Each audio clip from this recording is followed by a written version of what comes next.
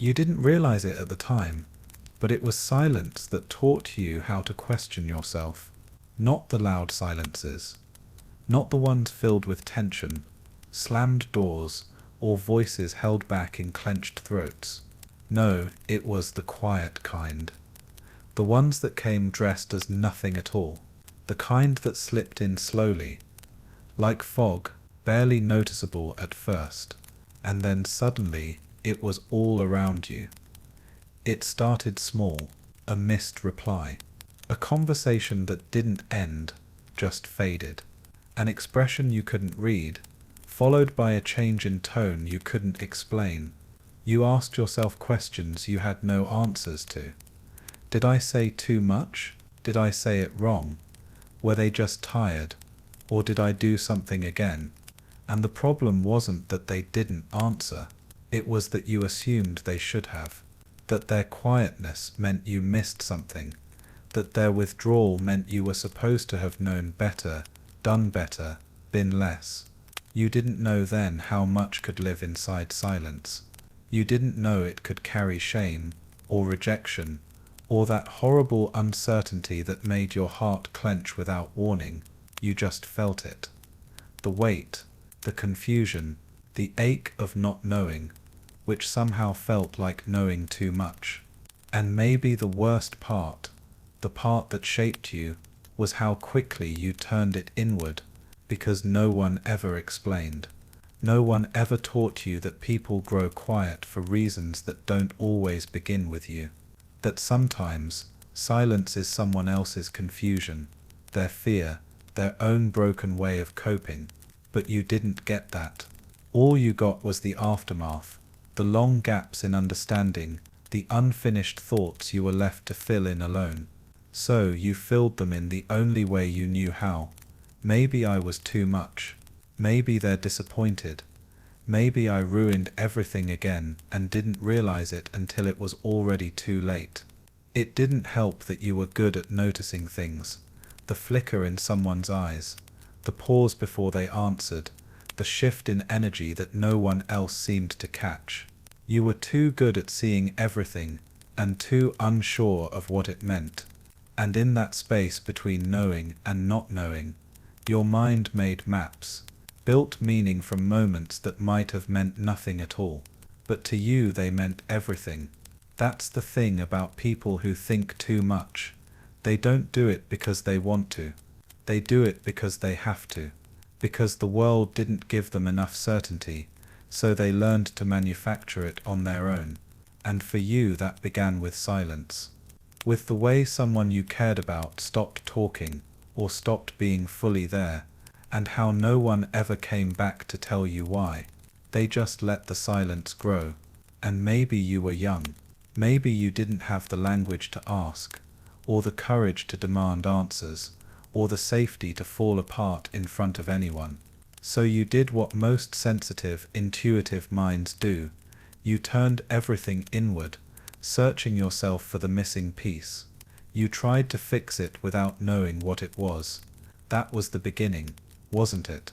Not of thinking, but of overthinking, of retracing every sentence after the conversation had ended, of rewriting the moment in your mind again and again, hoping this time it would reveal the reason why they looked away, or left, or went quiet.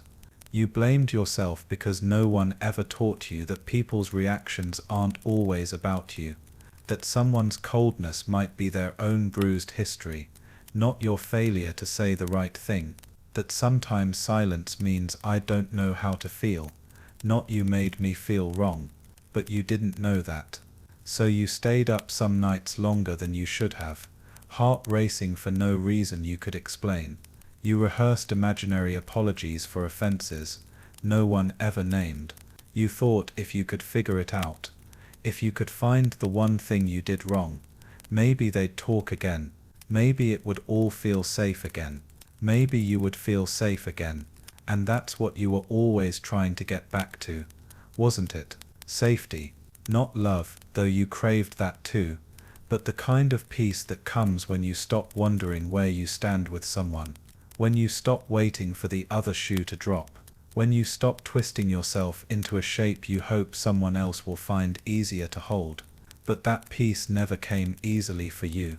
Not after the first time you misread the silence. Not after the first time you told yourself this is my fault, and no one corrected you. And from there it became a pattern. You started saying sorry more, not just for things you did, but for things you thought you might have done. You tiptoed through conversations, scanning for cues, always trying to preempt the next shift in tone. You tried to become someone who didn't cause silence, someone easy, someone explainable, but in doing so, you stopped asking the real question. Why didn't they explain? Why didn't they notice how much you were carrying? Why didn't anyone tell you that silence isn't always the end of something, that sometimes it's just someone else being unable to begin? It wasn't your job to fill in the gaps they left behind, but you didn't know that. You just knew the ache of being left with questions, and how heavy that ache became when no one helped you hold it. There's a part of you, even now, that still flinches when someone doesn't reply, still rewrites the conversation when you think you might have said too much, still wonders if your emotions are too complicated to explain, or too confusing for someone else to sit with. But I want you to know something now, something no one said then. Silence isn't proof of your failure. It's not confirmation that you're difficult, or broken, or not worth explaining things to. Sometimes silence is just the sound of someone else's absence, not your unworthiness. Sometimes people don't explain because they don't understand themselves, and that's not your burden to carry. It never was. But I know you did. I know how many nights you replayed that moment. The first time the air shifted, the first time their warmth cooled without warning, the first time you realized that something was missing, not just in the room, but in the way they looked at you. You didn't know what it was, but you knew it hurt, and you thought the hurt came from you. You told yourself you should have known better, been quieter, been clearer, been something you could never quite define, but always chased like it might finally make things feel right.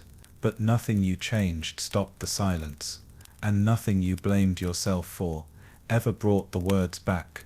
And maybe if someone had just explained, if someone had just said it plainly, you wouldn't have learned to overthink.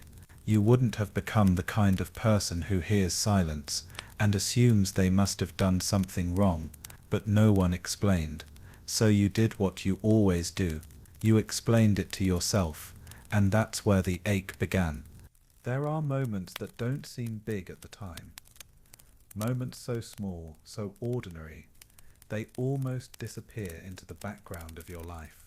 But sometimes, those are the ones that stay, the ones that cling to the walls of your memory, like they've claimed a quiet corner of your mind, refusing to leave. And for you, it was that one time. Maybe it was in a classroom, maybe in the kitchen, or just outside a door someone closed too fast. When someone looked at you, paused, and said nothing. That's it. They said nothing, and somehow it said everything. Their silence wasn't loud, not at first. It didn't storm, or shout, or burn through the room. It simply lingered, and in the space between what was said and what wasn't, you started to build a story because someone had to, and no one else was offering one. You told yourself they must be disappointed, that you were difficult to love, that maybe if you hadn't spoken when you did, maybe if your face had looked different, maybe if you'd just been a little less you, things would have stayed okay, but they didn't. And the part that made it worse, the part that stitched itself deep into your inner wiring, was how no one noticed. No one turned to you and said, "Hey, you look like you're trying to make sense of something that doesn't make sense." No one held your gaze long enough to remind you it wasn't your fault, that someone else couldn't meet you where you were. So you stayed quiet, because that's what people do when they've been taught that their questions make others uncomfortable. You sat in the echo of someone else's absence and turned it into a lesson, not a loud one, not one anyone wrote down or pointed out, but a private one. A silent internal vow that said, next time I'll say less, next time I'll watch more closely, next time I'll try harder not to be the reason someone walks away. You learned to anticipate emotional distance before it even arrived. You became fluent in invisible signs, the way someone's tone dropped half a note, the way their answers got shorter, the way their smile came a little slower than before. You didn't want to be blindsided again. You didn't want to be caught in that awful space of wondering what went wrong, so you tried to catch it before it happened. You tried to be better. You tried to be whatever version of yourself you thought would prevent the next silence from arriving. But that's the thing about silence. It doesn't always come because of something you did. Sometimes it just comes, and you were never meant to rearrange yourself to stop it. Still, you did. You shifted your laughter. You measured your words. You played back entire conversations in your head before you ever said them aloud, trying to hear how they might land before anyone else got the chance to react. You became a quiet editor of yourself. You stopped asking things you needed to know because you feared the look someone might give you in return. You stopped showing how much things hurt because someone once responded with a shrug, or worse, with nothing at all. And you stopped trusting that people would explain when something was wrong, because the ones who mattered most to you never did. They just left the space, not physically maybe, but emotionally, mentally, energetically. They became vague outlines of themselves, shadows of connection, and you stood there, holding all your unanswered questions, like a child holding a toy no one wanted to play with anymore. You didn't know where to put that feeling, so you stored it, somewhere deep, somewhere quiet, and that's how you learned to question yourself. You didn't become self-critical because you wanted to.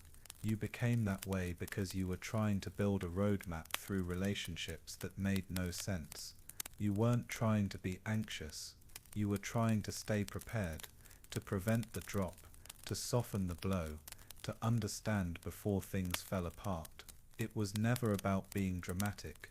It was about survival, because no one told you that silence could be a reflection of them, not you. So you grew up thinking you were too much, or not enough, or simply too confusing to deserve clarity. And every time someone said, "You're overthinking it," you heard, "You're broken for caring this much." But you weren't broken. You were just alone in your interpretation of the world, alone in your desire for things to make sense. And when no one explained, your brain filled in the blanks with the most painful explanations it could find, not because you wanted to hurt, but because you thought pain was the only truth that hadn't abandoned you yet. You kept wondering, why didn't they just say something? Why didn't they tell me what changed? And you kept answering it with the same refrain, because it must have been me. And that phrase, "it must have been me," it followed you into friendships where a missed text became a spiral, into love, where a quiet partner became a mirror of all your old fears, into work, into family, into every single space where you wanted to belong and feared you didn't. You thought you were overreacting. You gaslit yourself more than anyone else ever did. You told yourself you were too emotional, too reactive, too in need of reassurance. But none of that was the truth. The truth was simple. You were never taught what to do with silence. You were never told that emotional withdrawal from others doesn't mean you're the problem. That sometimes it's about timing, or trauma, or fear. That people who love you can still go quiet for reasons that have nothing to do with your worth. But you didn't know that. So you made yourself small, hoping that would protect you. It didn't, because the silence still came. It always did. And each time it did, you blamed yourself more, until one day the silence didn't even need to arrive. You expected it. You braced for it. You heard it in rooms that were still full of sound. You felt it in text that hadn't yet been left on read. You sensed it in places it didn't even exist yet. That's what happens when no one explains. You stop waiting for words. You start preparing for their absence. You teach yourself to feel what no one will say, and somehow that becomes the most painful language you ever learn. And even now, as you read this, I know there's a part of you that's still doing it, still holding your breath when someone takes too long to answer, still convincing yourself that it's probably your fault, still blaming yourself for a kind of hurt that never had your name on it in the first place. But please hear this, gently and clearly. You didn't deserve the silence that taught you to question your voice.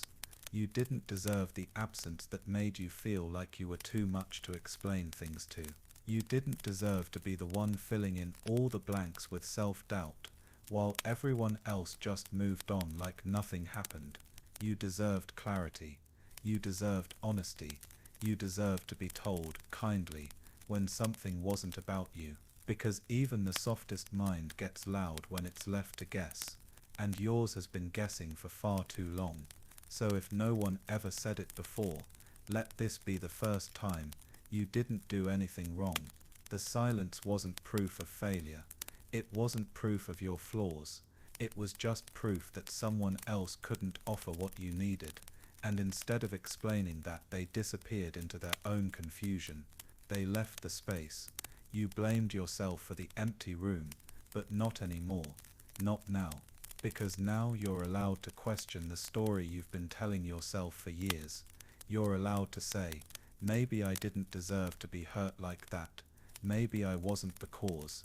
Maybe I was just the one left behind. And maybe, just maybe, you can start to unlearn the pattern. You can stop apologizing for what silence taught you to believe.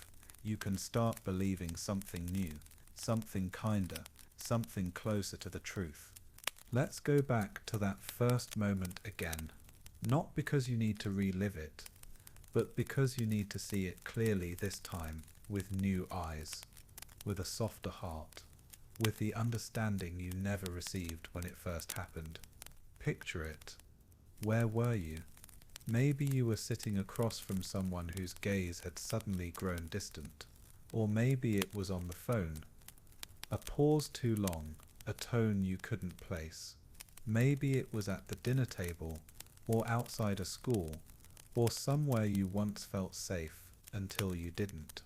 You noticed the change before anyone else did. That's the part people often miss. How early you felt the shift. How deeply tuned in you were to even the smallest changes in others. You felt the quiet before it became silence. You felt the retreat before it became distance. You knew something was wrong, not because anyone told you, but because you felt it, in that secret way only you could. And your first instinct wasn't to get angry. It wasn't to push back or demand anything.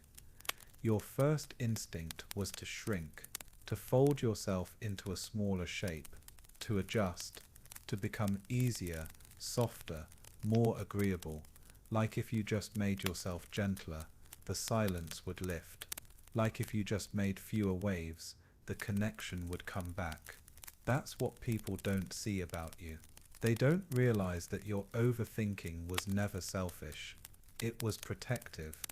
It was the way you tried to keep people, because once upon a time, someone you cared about grew quiet and no one explained why. So you thought, it must be me, and you carried that belief forward, through years and relationships, into every hallway of your memory, into every room where someone didn't look at you the way they used to, or where words felt like they were tiptoeing around some invisible edge. You learned to listen harder.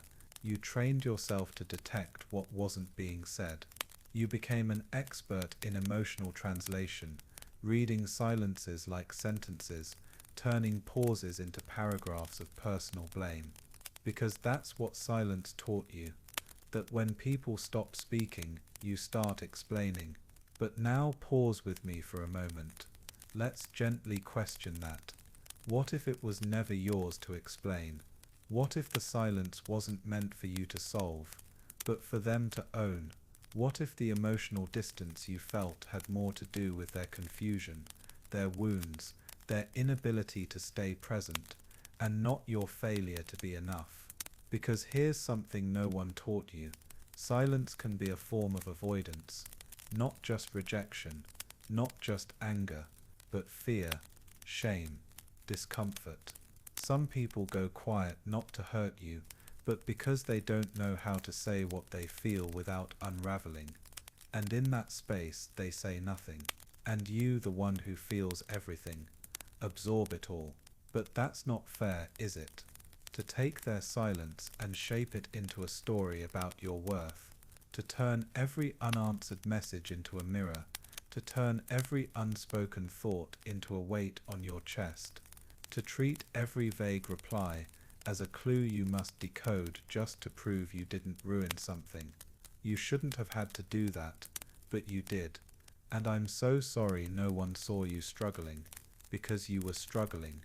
Not loudly, not visibly, but in the way you pulled back your questions, in the way you rewrote your messages 5 times before hitting send, in the way you stopped asking for clarification, and instead just assumed you were wrong. And it cost you something, didn't it? It cost you ease, trust, the ability to believe without proof that you are lovable even when others don't respond the way you hoped. It made you cautious in a world that should have felt welcoming. It made you second-guess your joy. It made you hesitate, even in the moments where you deserved to feel sure. Because somewhere along the line, you equated silence with failure. And now it echoes in places it was never meant to reach. But let me say this clearly now. That first silence wasn't your fault, and the ones that followed. Also not your fault. You didn't cause the emotional confusion in other people. You didn't break what someone else never fully offered. You didn't make them leave. You didn't make them stop trying. They did. And their silence was not your responsibility. Still, you internalized it. Because you needed a reason. Because when no one offers closure, we make our own, even if it hurts us. But closure doesn't always come from understanding what they felt. Sometimes closure comes from understanding what you needed, and didn't get. You needed explanation. You needed emotional safety. You needed someone to say, "Hey, this isn't about you. I'm just having a hard time." You needed clarity where people gave you fog, and you needed love that didn't require translation. You didn't get that, and I'm sorry. You truly deeply deserved better, and you still do. That's what this letter is about. Really, not just revisiting the pain, but returning with compassion, walking back into that first moment where the silence began, and whispering, finally you didn't do anything wrong. You were just a person who needed connection, who needed words, who needed reassurance. And when you didn't get those things, you turned the absence inward, because you thought the absence was about you. It wasn't, but now you know. Now you can hold that younger version of yourself, the one who sat alone after the silence, and tell them gently, it wasn't your fault they didn't explain. And you don't have to explain it to yourself anymore either. Let that version of you rest. Let them breathe. Let them stop carrying the weight of someone else's inability to speak. And if the silence ever returns, because it might, people are still people. Let this time be different. Don't fill it with blame. Don't rewrite yourself just to avoid the echo. Instead, place your hand on your heart, and remember, I am still whole, even when others go quiet. I am still worthy, even without explanation. I don't need to earn the clarity I already deserve. This is the beginning of unlearning. Not in loud declarations, but in the quiet ways you start to choose yourself again. In the spaces you no longer shrink to fit. In the pauses you no longer fill with guilt. In the moments you stop rehearsing your worth and start believing it. It won't happen overnight. That's okay. But today you've done something powerful. You've looked back at the silence and refused to let it speak for you. You've reclaimed the voice that used to disappear when others stopped using theirs. And that's healing. Not fixing. Not forgetting. Just healing. So sleep now, if you can. Let this letter settle into the quiet corners of your mind. Let the overthinking rest. Let the blame go back to where it came from, away from you. You are allowed to stop explaining what was never yours to explain. You are allowed to rest, even if no one ever gave you permission before. You've done enough, thought enough, carried enough. Let it be quiet now, not with fear, but with peace. A silence that finally feels safe. A silence that finally feels like yours. There are things you were never told. Not because they weren't true, not because they weren't real, but because the people who might have said them couldn't. And that absence shaped you. You didn't grow up with clarity. You grew up with half sentences, vague expressions, closed off faces. You heard, "You're too sensitive," when you needed, "I hurt you and I didn't know how to stop." You heard, "Stop being dramatic," when what you needed was, "Your feelings make sense, even if I don't understand them yet." No one said the words you needed. And so you learn to feel your way through life without them. But feelings without language become a storm. They twist inside, they build, they spin and spin until they turn into overthinking, into self-doubt, into quiet desperation to know what no one was willing to tell you. You weren't asking for much, just honesty, just something simple and soft, like, "I'm confused, but I still care," or "I don't have the right words, but I'm here." But what you got instead was silence, or deflection, or worse, blame. They didn't know how to hold your questions, so they made you feel wrong for asking. They didn't know how to say, "I'm scared," so they said, "You're too much." They didn't know how to say, "I made a mistake," so they turned your feelings into the problem. And because no one gave you a map, you made one yourself. That's what you do when the people around you don't offer direction. You start drawing conclusions, and you, with your brilliant, sensitive, searching mind, started filling in the gaps with explanations that often hurt more than the silence itself. Maybe they didn't say they were proud of you, so you told yourself you hadn't earned it. Maybe they didn't say they loved you the way you needed, so you told yourself you were hard to love. Maybe they didn't stay present in the hard conversations, so you convinced yourself that needing depth was asking too much. But none of that was true. You were just living in a world that didn't speak your emotional language. And so, you became fluent in guessing, in interpreting tones, in finding meaning in what wasn't said, even if that meaning broke your heart. You needed someone to say, "You're not wrong for needing more." You needed someone to say, "I'm sorry I didn't know how to answer you back then." You needed someone to explain that love is sometimes quiet. Yes, but it should never be confusing. Instead, you got mixed signals and missing pieces. You got gestures without grounding. You got people who loved you the only way they knew how, and sometimes that way wasn't enough. Not because you weren't enough, but because they hadn't learned how to say the things that mattered. And so you lived with a kind of hunger, not for attention, but for understanding, a longing not for perfection, but for connection, to be seen and named and known with words that landed like safety instead of suspicion. But here's the part you may not realize yet. You weren't crazy for craving words. You weren't needy. You weren't broken. You weren't asking for too much. You were just trying to feel real in a world that made you question yourself. You were just trying to make sense of people who had long since stopped making sense. You were just trying to hold on to something that felt like clarity, like honesty, like love without confusion. And every time you didn't get it, your heart took the hit, because someone had to be wrong, and if they wouldn't admit they didn't have the words, you assumed you didn't deserve them, but you did. You still do. You deserve the kind of relationships that speak out loud, that name the feelings instead of hiding them, that say things like, "I'm overwhelmed, but I don't want to disappear," or "that hurt me, but I still want to talk through it." You deserve people who don't leave you wondering what went unsaid. Because wonder, for people like you, isn't curiosity, it's torment. It's replaying the same moment again and again, searching for the sentence that never came. You needed words. You still need them. And that doesn't make you weak. That makes you human. The people who couldn't give them to you, they were missing their own vocabulary for vulnerability. Maybe they grew up in silence. Maybe they were punished for feeling. Maybe they still carry their own backlog of unsaid things.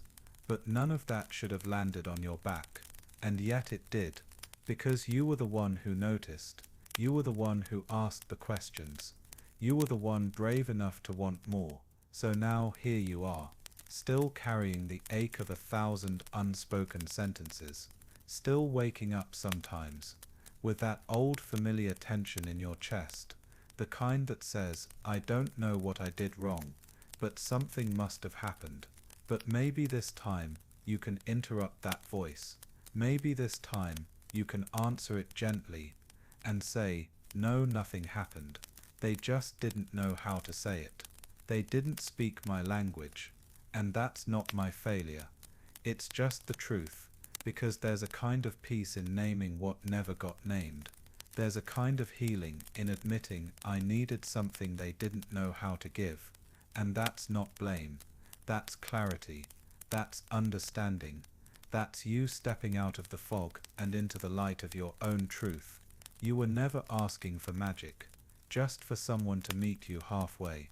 Just for someone to stop speaking in riddles, and instead say, "I care. I see you. I'm trying." And because you didn't get that, you gave it to others. You became the person who explains too much. The one who over-clarifies. The one who writes the long messages, the detailed apologies, the thoughtful reflections. You over-explain, not because you want to be heard, but because you never were. And now you're trying to give others what no one gave you. That's beautiful.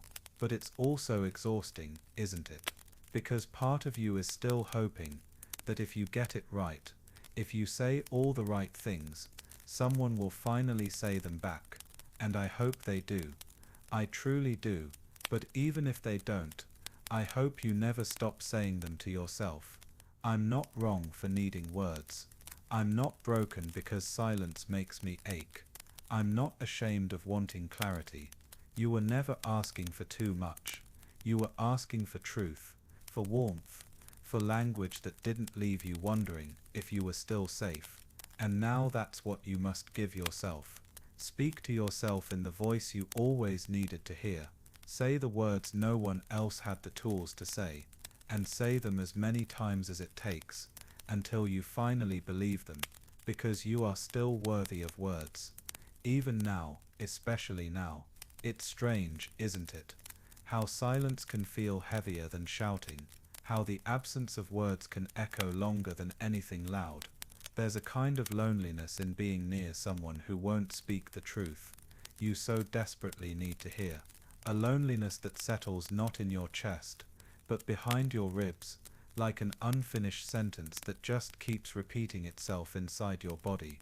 You spent so much time waiting for people to say things they couldn't, not because they didn't feel something, but because they didn't know how to translate that feeling into language.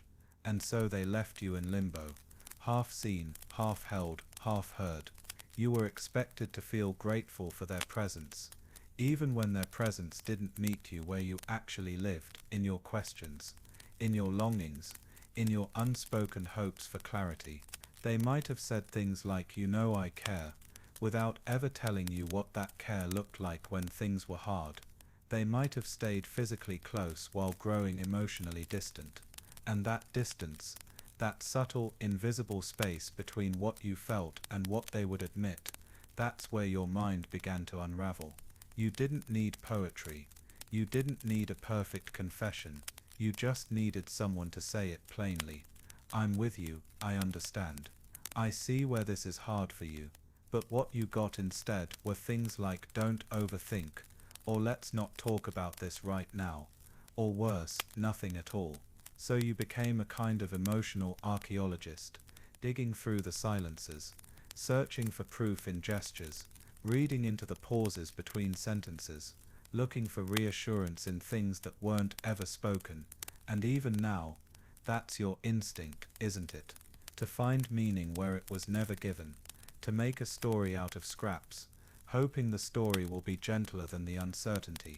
But there's a cost to doing that for so long. A quiet grief that settles in your bones. Not grief for a loss you can name, but grief for a connection that never fully formed, because the words that could have built it were never spoken aloud. Maybe it happened with someone close to you. A parent, a sibling, a friend, someone who looked at you with eyes that seemed to care, but who couldn't say the words that would have made you feel safe.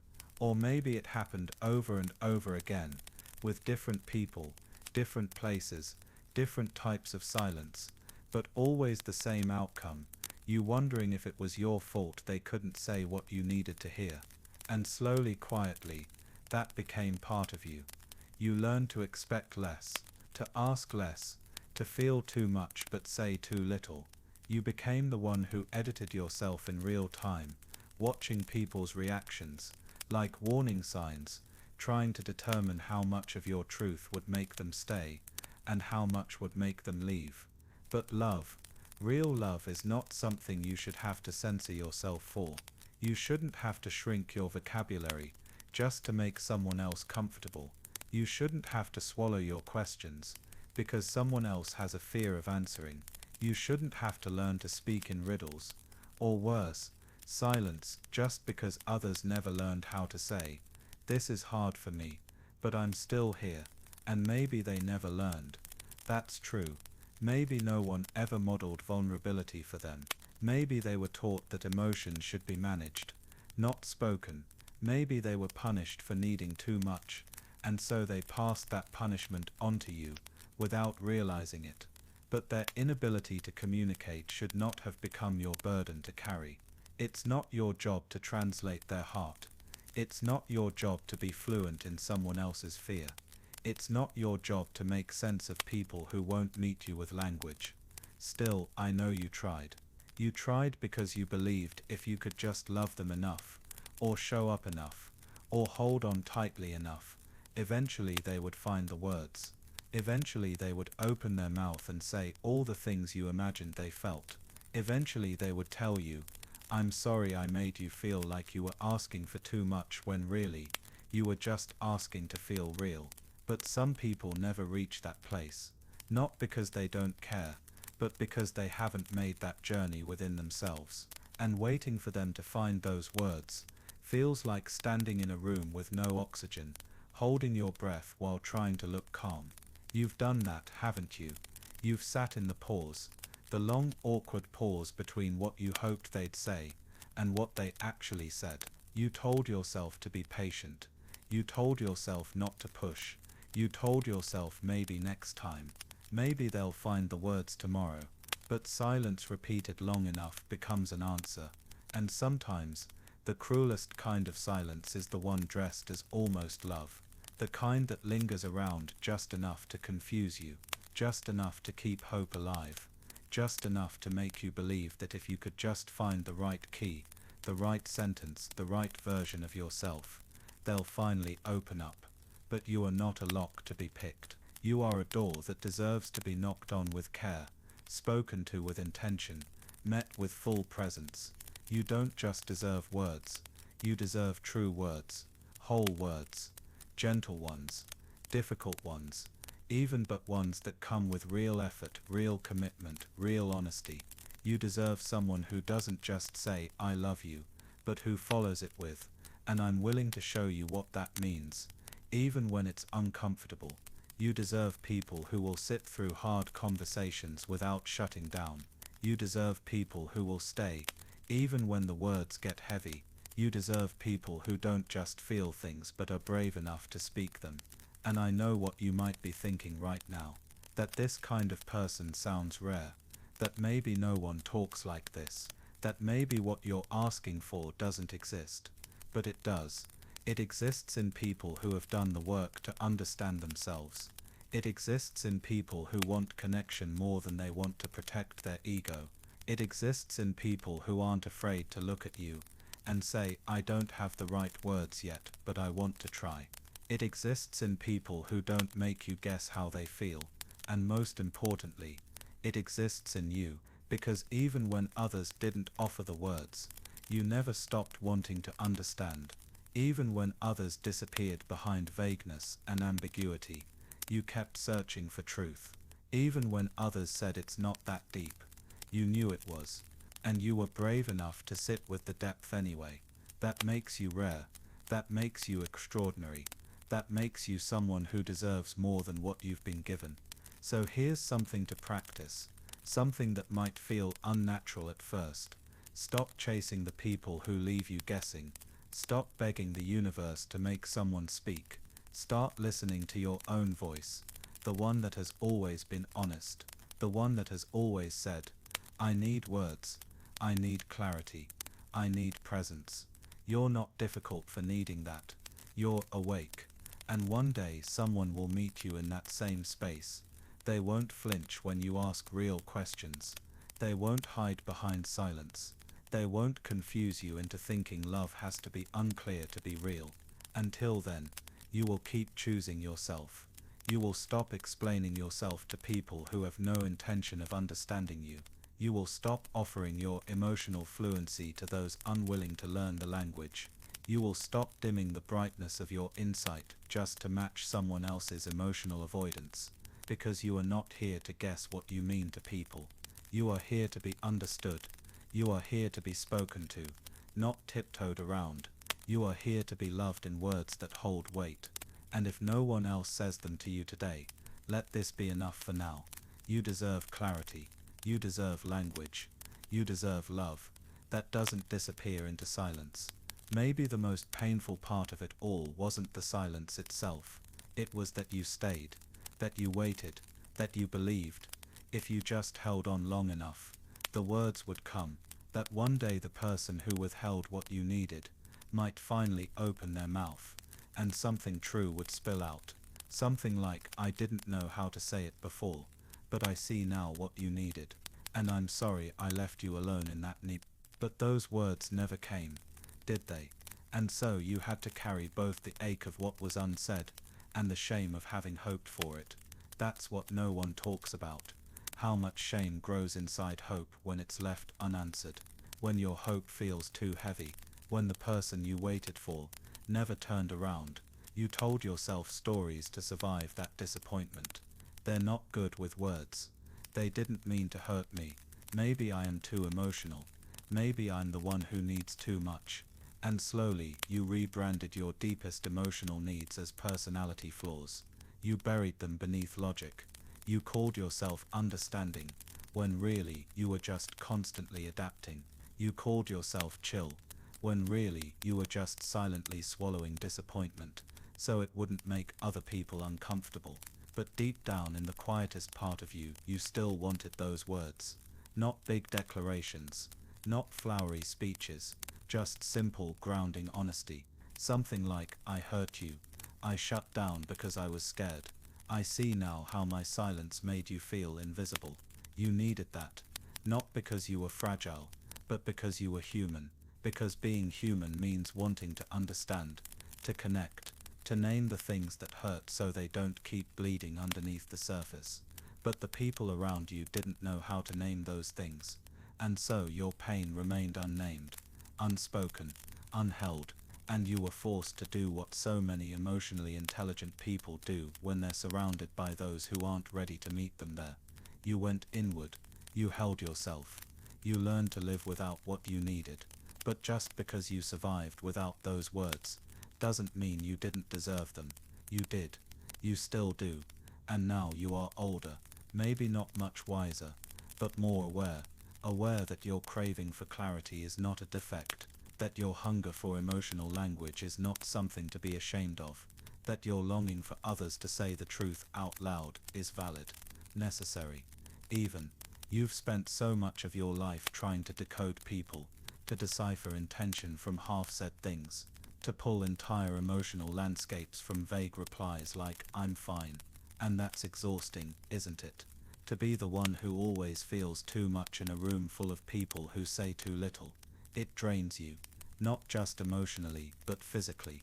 It weighs on your shoulders, your chest, your stomach, that deep aching effort of trying to understand what someone won't explain, and yet you keep trying, because that's how much you care, that's how deeply you believe that communication can be beautiful. If only someone else would meet you in the middle. But maybe you don't need to keep trying so hard anymore, because the people who love you fully will not let you do all the emotional heavy lifting. They will not hand you silence and expect you to make sense of it. They will not disappear behind vague words and ask you to guess what's wrong. They will not punish you by withholding the clarity your heart so deeply craves.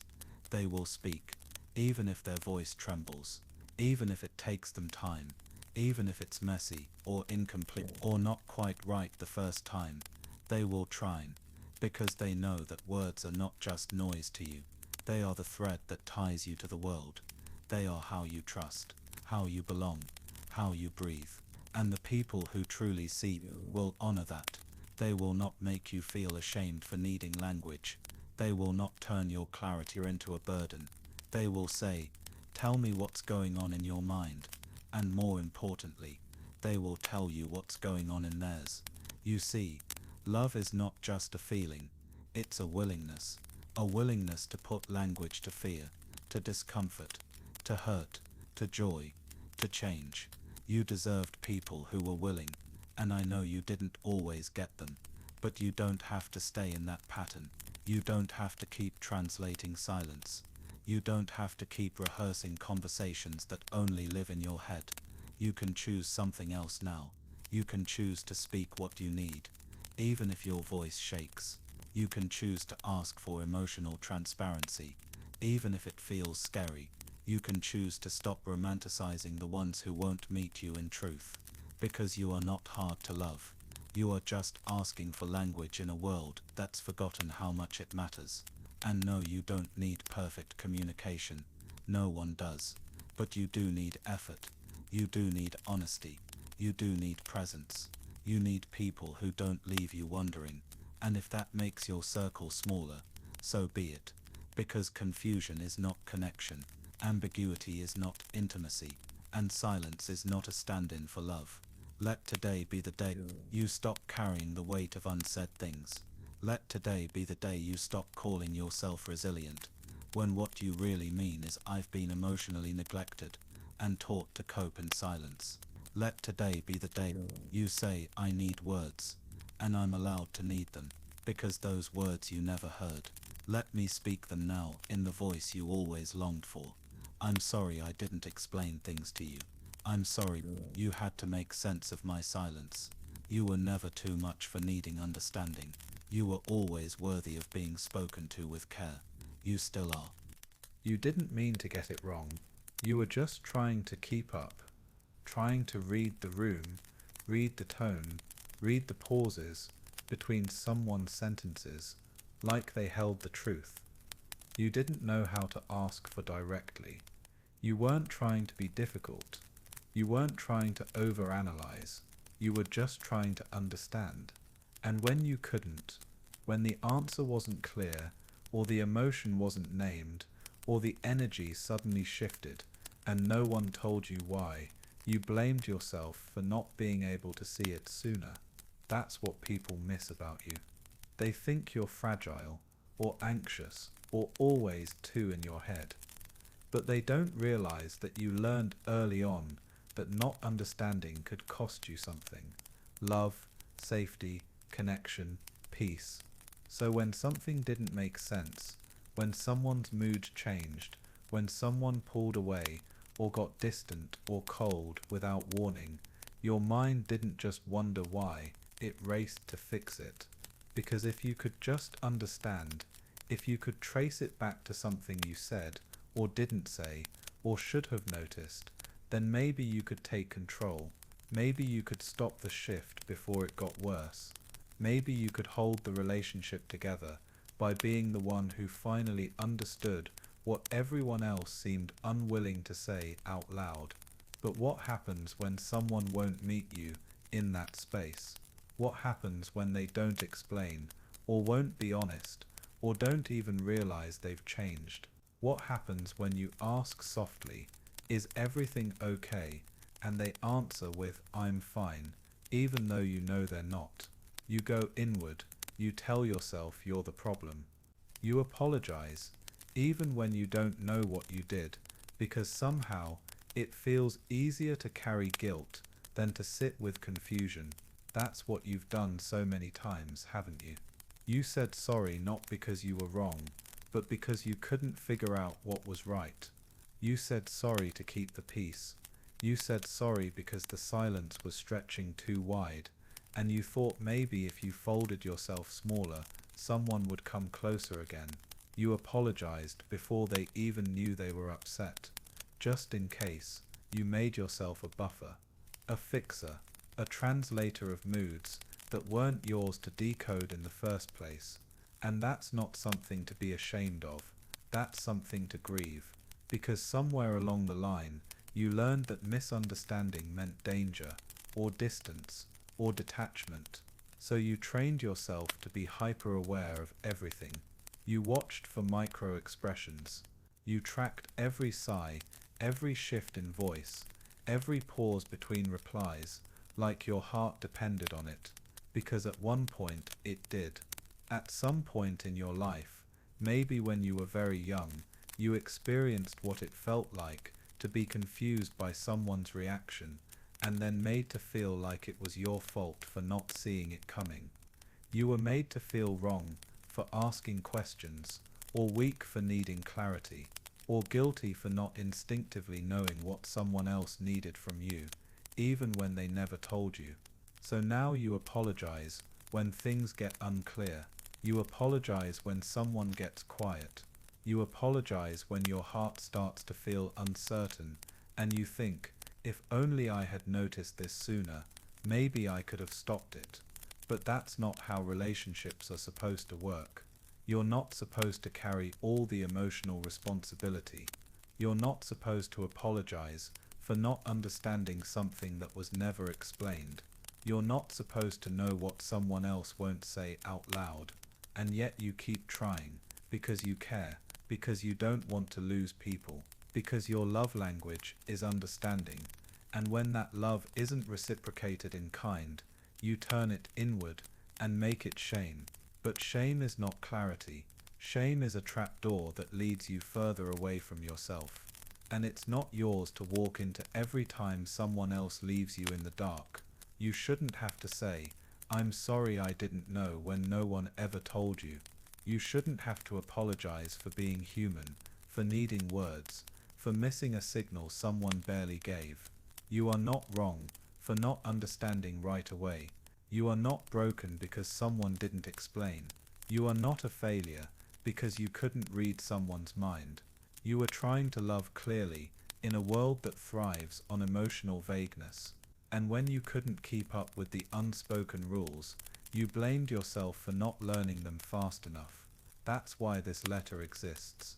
To say the thing no one ever said to you. It's okay that you didn't understand. It's okay that you missed it. It's okay that you weren't perfect in your perception, because your worth is not measured by your ability to anticipate other people's discomfort. Your value does not come from your capacity to read the unsaid. You are not responsible for what someone didn't express. You are allowed to ask. You are allowed to be confused. You are allowed to say, "I don't get what just happened," without being made to feel guilty for that. The right people will not punish you for missing something they never made clear. The right people will say, "Let me try again." The right people will not leave you scrambling for explanations. They will offer them, willingly, lovingly, softly, and you will no longer have to apologize for being human in a world that made you feel like you needed to be a mind reader just to be loved. You will no longer have to rush to fill the silence with "I'm sorry" just to make the tension go away. You will no longer have to contort yourself into someone who understands everything just to be kept close. Because the truth is, you were never hard to love. You were just surrounded by people who expected understanding without offering communication. And now you are learning to unlearn that. You are learning that love does not mean losing yourself to someone else's mood. You are learning that empathy does not mean erasing your boundaries. You are learning that missing something once does not mean you are unworthy forever. You are learning that it is okay to say, "I didn't understand at the time, but I'm trying now," and that trying, honest, gentle trying, is more powerful than any perfect instinct. So breathe, okay. Let go of the self-blame that's clung to you for so long. The blame for not picking up on something faster. The blame for not asking a better question. The blame for needing more clarity than someone was willing to give. Let it all go. You are not the villain for needing help, understanding something that was never spoken. You are not less lovable because someone else didn't know how to meet you in language. You are someone who deserves patient conversations. You are someone who deserves kind explanations. You are someone who deserves to be looked at and told you don't have to guess anymore. I'll tell you how I feel, and if no one ever said that to you, let me say it now. You don't have to guess anymore. You don't have to live in that space between confusion and apology. You don't have to explain why you missed something. No one helped you see.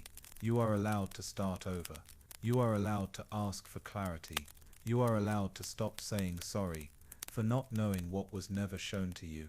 You are allowed now to be soft again with yourself. You spent a lot of your life apologizing before the hurt even had a name, saying sorry, not because you were certain you caused pain, but because pain had entered the room and no one else was claiming it.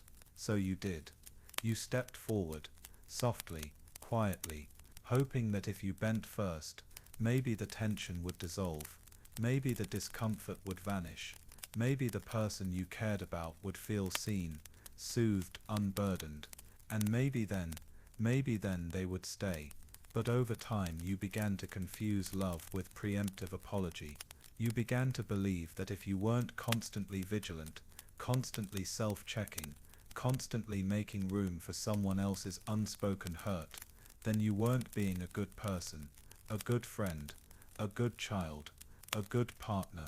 So when you didn't understand something, when someone reacted in a way you didn't expect, or pulled away without warning, you panicked.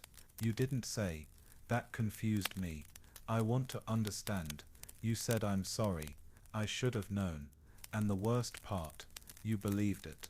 You believed that not understanding fast enough made you flawed, that not catching someone else's discomfort right away meant you had failed them. You believed that emotional intelligence meant always being right about people, always seeing them clearly, even when they didn't show you the full picture. But that's not emotional intelligence. That's fear.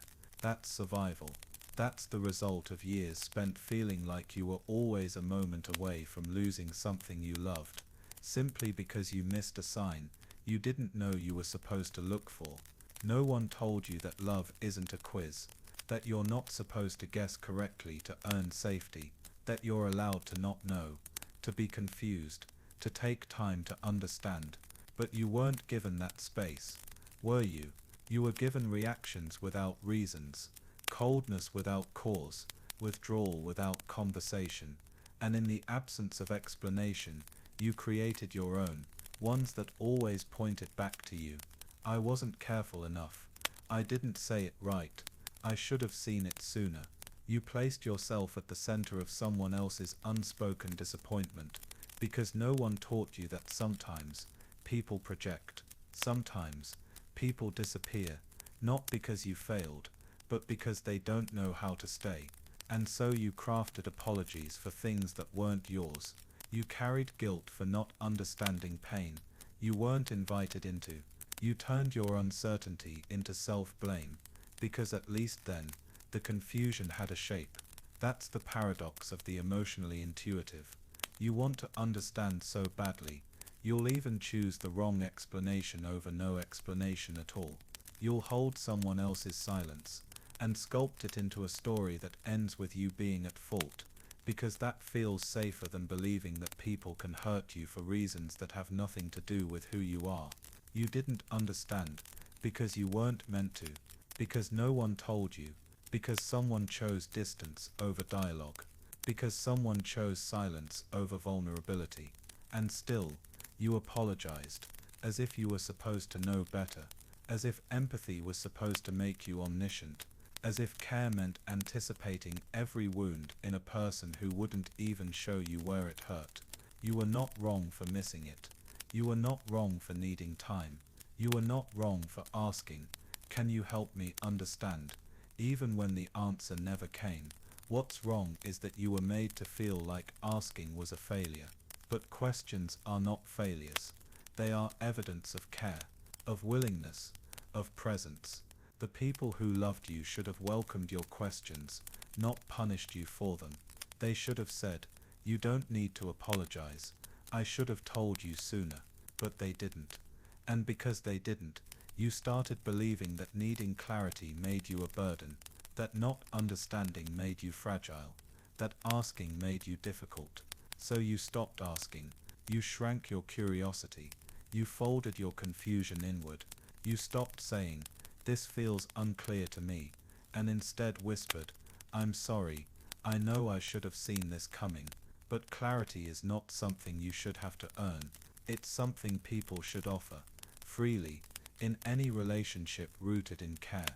If someone wanted you to understand them, they should have told you what they needed. If someone felt hurt, they should have found a way to say, "This is why." If someone pulled away, they should have explained before leaving you to decode their distance.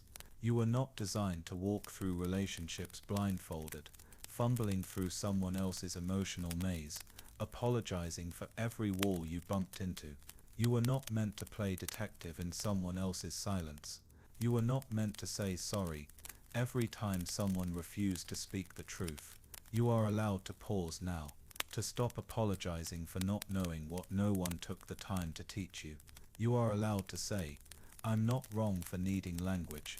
I'm not broken for not seeing what wasn't shown. I'm not sorry for being human in a relationship that expected me to be psychic." That version of you, the one who apologized for not understanding sooner, they were doing their best with what they had. They were trying to survive love, without clarity, connection without communication, trust without transparency. That version of you deserves compassion, not criticism, because they weren't failing, they were coping. They were trying to keep people close in the only way they knew how, by taking all the blame before it was handed to them. But that's not your job anymore. You don't have to carry what's unclear. You don't have to bend under the weight of someone else's vagueness. You don't have to offer apologies where questions should be. From now on, when confusion arises, you can speak, not shrink. You can say, "I care enough to ask. Please help me understand. I want to meet you there, but I need you to meet me too." And if they won't, then you're allowed to walk away from that silence, not because you failed to understand it, but because it refused to make room for you. You deserve understanding, yes, but more than that, you deserve the opportunity to understand, and that means being given words, honesty, patience. You will not apologize for needing that again, because understanding doesn't make you worthy. You already are. Somewhere along the way, you started to believe that misunderstanding someone was a form of failure, not their failure to express, but your failure to anticipate, to decode, to fix. You held yourself to impossible standards, not just to hear what was said, but to somehow hear what wasn't. You began expecting yourself to catch every shift in tone, every unsaid need, every flicker of discomfort before it even surfaced. And when you didn't, when something slipped through your careful watchfulness, You took it personally, not because you were arrogant, but because you were deeply afraid that not understanding would cost you closeness, that someone would retreat, that you'd be left again. You weren't afraid of being wrong. You were afraid of being left behind because you were wrong, so you compensated with apology. You made yourself the first one to bend, the first one to lower your voice, the first one to say, "I'm sorry, I should have known better," even when no one had ever shown you how to know. And the hardest part, you rarely received the same in return. You'd apologize for missing a signal, and they'd accept the apology without admitting that they were the ones who never spoke. You'd say, "I didn't realize," and they'd respond with coldness instead of context, with withdrawal instead of explanation, with passive hurt instead of honest vulnerability. You were left to do all the emotional translation, all the repair, all the meaning making. And because you cared so much, because you felt so much, you kept doing it. You convinced yourself that if you just tried harder, you'd get it right next time, that if you could predict better, observe more closely, perfect your emotional responses down to the second, maybe then they'd feel safe enough to talk to you. But that was never the real problem. The problem was never your failure to understand. The problem was their unwillingness to be understood. You can't build mutual clarity when only one person is speaking. You can't build trust when only one person is explaining. You can't build safety when only one person is apologizing. At some point, what you thought was empathy became imbalance. What you thought was maturity became silence. What you thought was grace became surrender. You stopped expecting people to own their feelings. You stopped expecting them to explain themselves. You stopped expecting them to meet you where you stood, and instead started walking toward them, again and again, even when they never moved, and every time they stayed silent, or vague, or cold. You said, "I'm sorry," as if that would change the dynamic, as if shrinking would earn you warmth, as if guilt would unlock the thing you were so desperate to understand. But here's what you need to hear now. You were never meant to make sense of someone else's silence alone. You were never meant to apologize for not knowing what they were unwilling to tell you. You were never meant to carry the burden of constant emotional interpretation. You were meant to be met, to be spoken to be explained to be held in moments of confusion, not pushed away for not understanding what was never offered. You were not an emotional mind reader. You were not a psychic translator. You were not broken because someone else expected you to guess their pain. There is nothing wrong with you for asking, "Can you help me understand?" There is nothing weak about needing explanation. There is nothing shameful about wanting people to be honest with you. What's broken is the idea that love should come with ambiguity. What's broken is the belief that being intuitive means you should never have to ask. What's broken is the cycle that taught you to apologize for not reading someone else's mind. You don't have to live in that anymore. You don't have to say sorry every time someone withdraws. You don't have to assume that every cold silence is your fault. You don't have to keep blaming yourself for pain that was never yours to hold.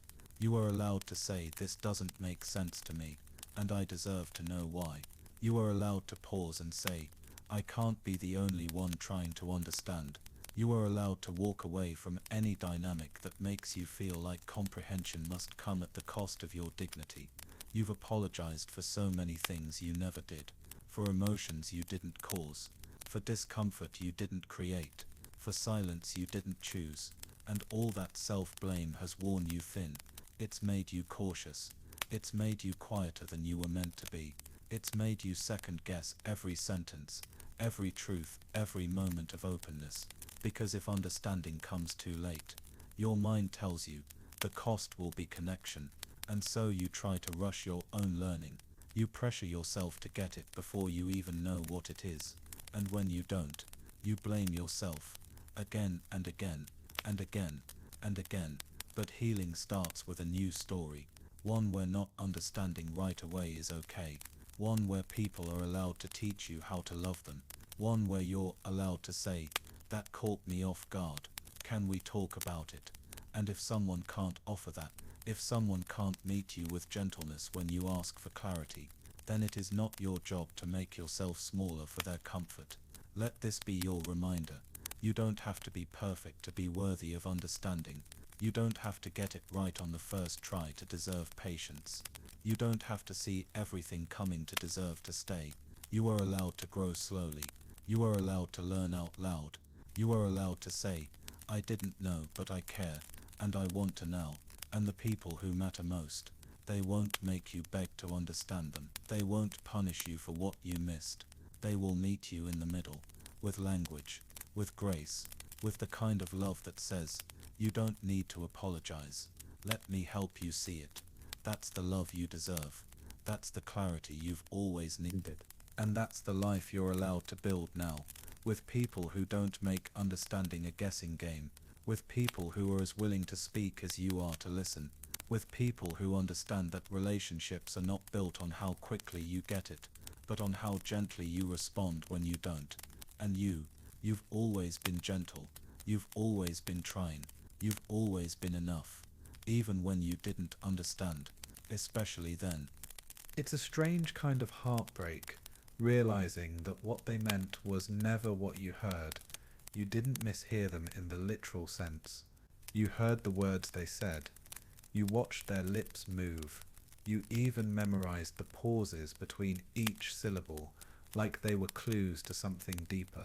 But what you heard in your heart, in your body, in that space between fear and understanding, was something else entirely. Because when words come without clarity, without safety, without softness, you don't just hear them, you absorb them through your wounds, through your insecurities, through all the moments in the past when someone's silence felt like a threat and someone's sharp tone felt like goodbye. And so you began to carry this quiet confusion. You'd walk away from conversations and feel worse, not because of what was said, but because of how it landed inside of you. The sentence might have been simple, the message might have been neutral, but your heart would twist it anyway, searching for danger, for rejection, for blame, not because you wanted to suffer, but because somewhere along the line, you learned that people often say one thing and mean another, and so you trained yourself to hear the unsaid, even if it hurt. They said, I'm just tired. You heard, I don't want to deal with you. They said, I need some space. You heard, you're too much for me. They said, this isn't a big deal. You heard, your feelings don't matter. And maybe they didn't intend to hurt you. Maybe their words weren't laced with the weight you gave them, but intent doesn't erase the impact, especially when your heart is wired for hypervigilance, because that's what this is, isn't it? A form of emotional self-defense, a way of bracing yourself for the drop before it happens, a system you develop to protect yourself in environments where the truth was often hidden, where tone said more than words ever did, where people withdrew without warning and expected you to act like nothing happened. So now, even in safe moments, you struggle to believe what's being said. You look for what's underneath. You listen for the implication. You decode tone, posture, hesitation, because trusting the surface feels naive, because believing someone at face value once cost you something, because there was a time, maybe more than once, when someone said they were okay and then they left. When someone said, I love you, and still made you feel unwanted. When someone said, you're not doing anything wrong, but punished you with silence anyway. You learned to be suspicious of softness, to expect distance even when closeness was offered, to wait for the other shoe to drop, because it always had before.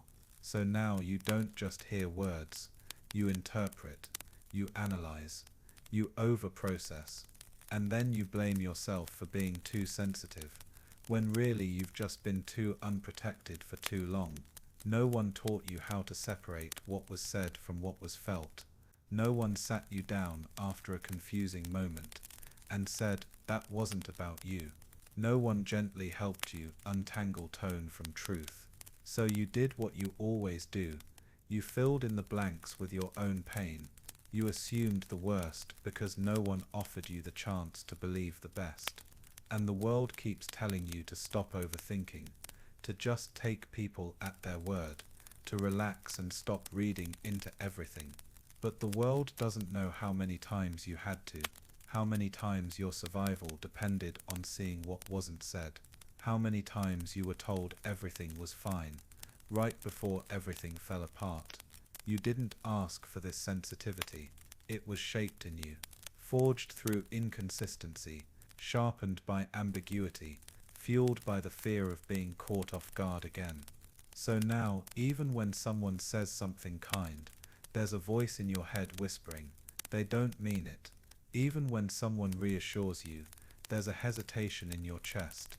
They're just saying that to be nice, because what they meant was never what you heard. Not when you were younger. Not when the world was louder than your nervous system could handle. Not when your caregivers, your friends, your first love spoke in riddles instead of truths. And now you carry those echoes. Now you question every sentence. Now you walk around with this invisible translator on your shoulder, converting every word into its potential threat. But let me tell you something gentle. It's not your fault. You were never supposed to grow up decoding survival from syntax. You were supposed to be told the truth. You were supposed to be held in clarity. You were supposed to be met with consistency, not confusion. You were supposed to be told, what I'm saying is real, what I'm saying is safe, what I'm saying can be trusted. But you weren't, and so you became the one who listened too hard, who apologized for being too much, when really you were just trying to find the real meaning under someone else's half-truth, who cried after conversations that didn't seem hurtful from the outside, but who felt bruised anyway, because even when they didn't mean to hurt you, your nervous system couldn't tell the difference. And that's valid. That's not overreacting. That's a sign of how deeply your body remembers. And now here you are, tired. Tired of misunderstanding. Tired of hurting when people didn't mean to hurt you. Tired of blaming yourself for mishearing messages that were never delivered with care in the first place. So what do? You start by remembering this: words are not always clear. Tone does matter. And if something made you feel unsafe, you're allowed to honor that feeling. Even if someone says, that's not what I meant. Even if someone says, you're taking it the wrong way. Even if someone says, you're too sensitive, you are allowed to say, maybe you didn't mean to hurt me, but I still felt it. Maybe I misunderstood, but I still need reassurance. Maybe I heard something different than what you intended, and I need help bridging that gap. That's not weakness. That's awareness. That's the beginning of emotional maturity, not only for you, but for the people you're in relationship with. Because clarity is not just your job. It's mutual. It's shared. It's something you're allowed to ask for, and it's something people who love you should be willing to give. You've spent enough of your life second-guessing your own perception. You've spent enough time feeling broken for hearing what no one confirmed. You've spent enough nights replaying one sentence over and over in your head, wondering, was that just me? No, it wasn't just you. It was the history of being left to interpret things alone. It was the residue of too many conversations without care. It was your body bracing for impact, because it was trained to. But that doesn't mean you're stuck there. You're allowed to unlearn it. Slowly, gently, you're allowed to start asking, can you clarify what you meant? Without feeling guilty, you're allowed to say, that felt confusing to me, without apologizing. You're allowed to say, I know I might be hearing this through an old filter. Can we slow down together? And the people who care about you, they will slow down. They will not make you feel ashamed for needing reassurance. They will not mock your confusion. They will not weaponize your sensitivity. They will say, thank you for asking. Here's what I meant, and in that moment, healing will begin, not just in your mind, but in your body, because you'll finally feel what it's like to be met with truth instead of tension, to be spoken to instead of hinted at, to be held in words that don't leave bruises behind. And slowly, the space between what they meant and what you heard, it will begin to shrink. Because this time, you will not be decoding alone. You've spent years translating meaning, and not just translating, interpreting, anticipating, filtering, absorbing. You walk through life like a human radar system, scanning for tones, contradictions, unsaid things that hide behind what people claim to mean. Because deep down, you don't fully trust the words themselves, you trust the gaps between them. And that's not because you're paranoid, it's because for a long time, what people said, and how they made you feel, rarely matched. You've lived through too many emotional contradictions. Someone told you they loved you, but they were careless with your feelings. Someone told you they weren't angry, but their silence was sharp, punishing, loud. Someone told you everything was fine, but your chest still tightened when you walked into the room. And when that happens enough times, you stop believing words at face value. You stop relaxing when someone offers comfort. You stop trusting that a kind message will stay kind the next morning, because you've learned that sometimes people say things they don't mean, and sometimes they mean things they don't say. So you started filling in the blanks yourself. You listened for what wasn't being said. You started building entire emotional frameworks out of subtle expressions, half-hearted phrases, delayed replies. You began to doubt kindness when it showed up, because your nervous system still remembered all the times it was just a curtain hiding a deeper disconnection. And you weren't wrong. Your body was doing what it was trained to do, protect you. You learned early on that there wasn't always alignment between someone's mouth and their heart. So you relied on your intuition, you sharpened your perception, you built a private emotional dictionary, and filled it with nuance, code, subtext, because you had to. When the people around you didn't communicate clearly, when they dismissed your questions, laughed off your hurt, or offered one-word explanations for big emotional changes, you adapted. You became fluent in decoding people who didn't know how to speak for themselves. But that fluency came at a cost. It made you doubt your own first impressions. It made you slow to trust peace. It made you assume that confusion was your fault. Because surely, if you were better, smarter, clearer, more grounded, you'd know what they meant. But here's the truth. You were never meant to make sense of people who refused to be honest.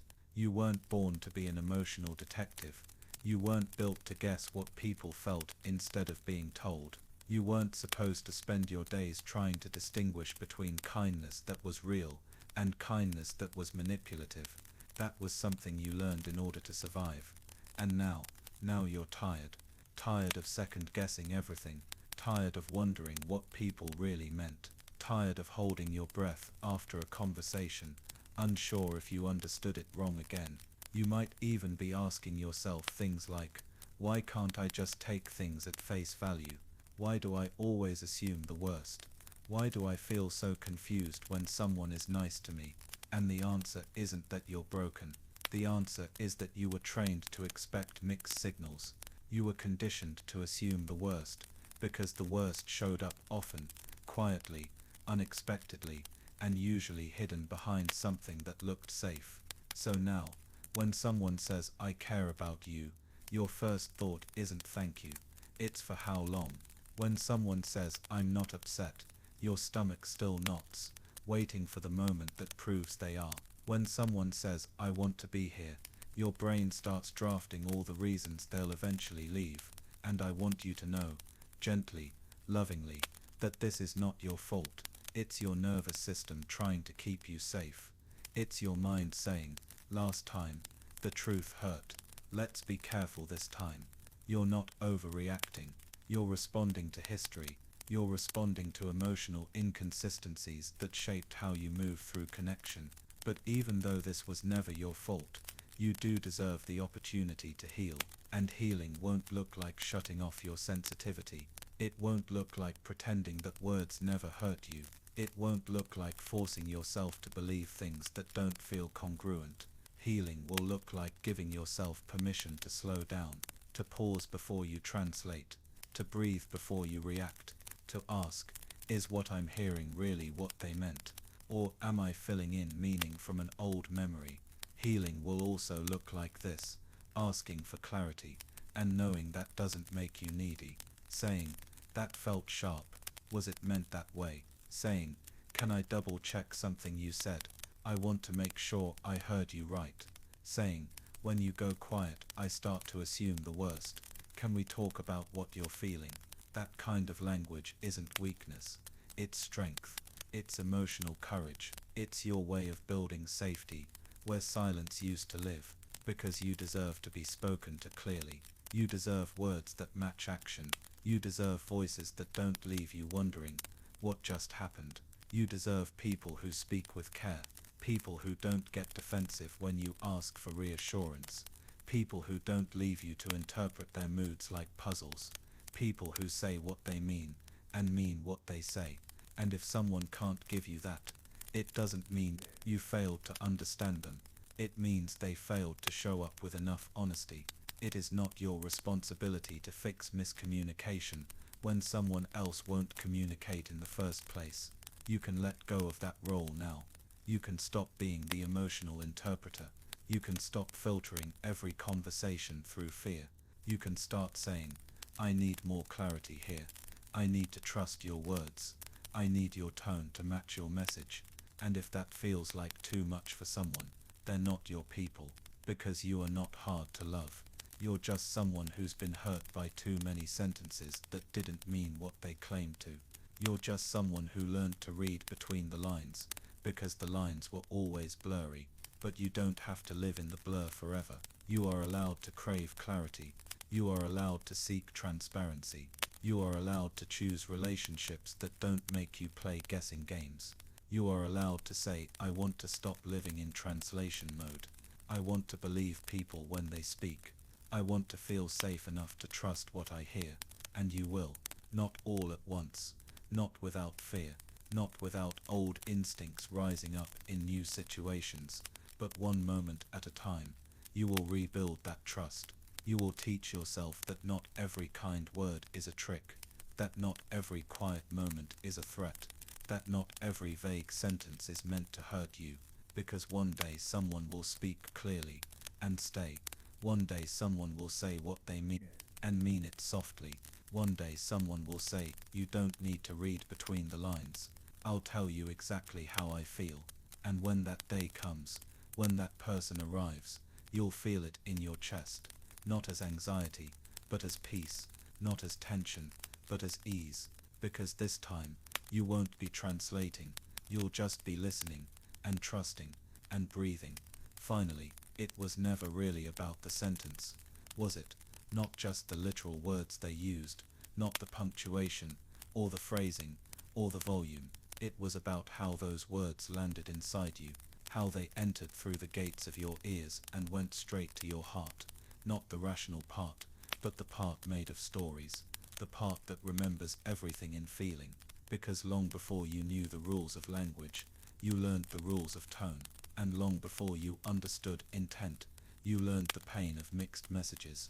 You were taught quietly, over time, that people could mean anything, even when they said nothing, and that silence, or a shrug, or a smile, that didn't reach the eyes could still leave a mark. So when someone said, you're fine, but avoided your gaze, you didn't just hear reassurance, you heard a warning. When someone said, it's no big deal, but their energy turned cold, you didn't hear comfort, you heard rejection. When someone said, that's not what I meant, but never took the time to explain what they did mean, you were left carrying the confusion, as if it belonged to you, and you did what sensitive people do. You made it your fault. You thought, if I heard it wrong, maybe I'm broken. You thought, if I took it too personally, maybe I need to toughen up. You thought, if I keep misunderstanding what people mean, maybe I'm not fit for relationships at all. But let's take a breath here. Let's ask a different question.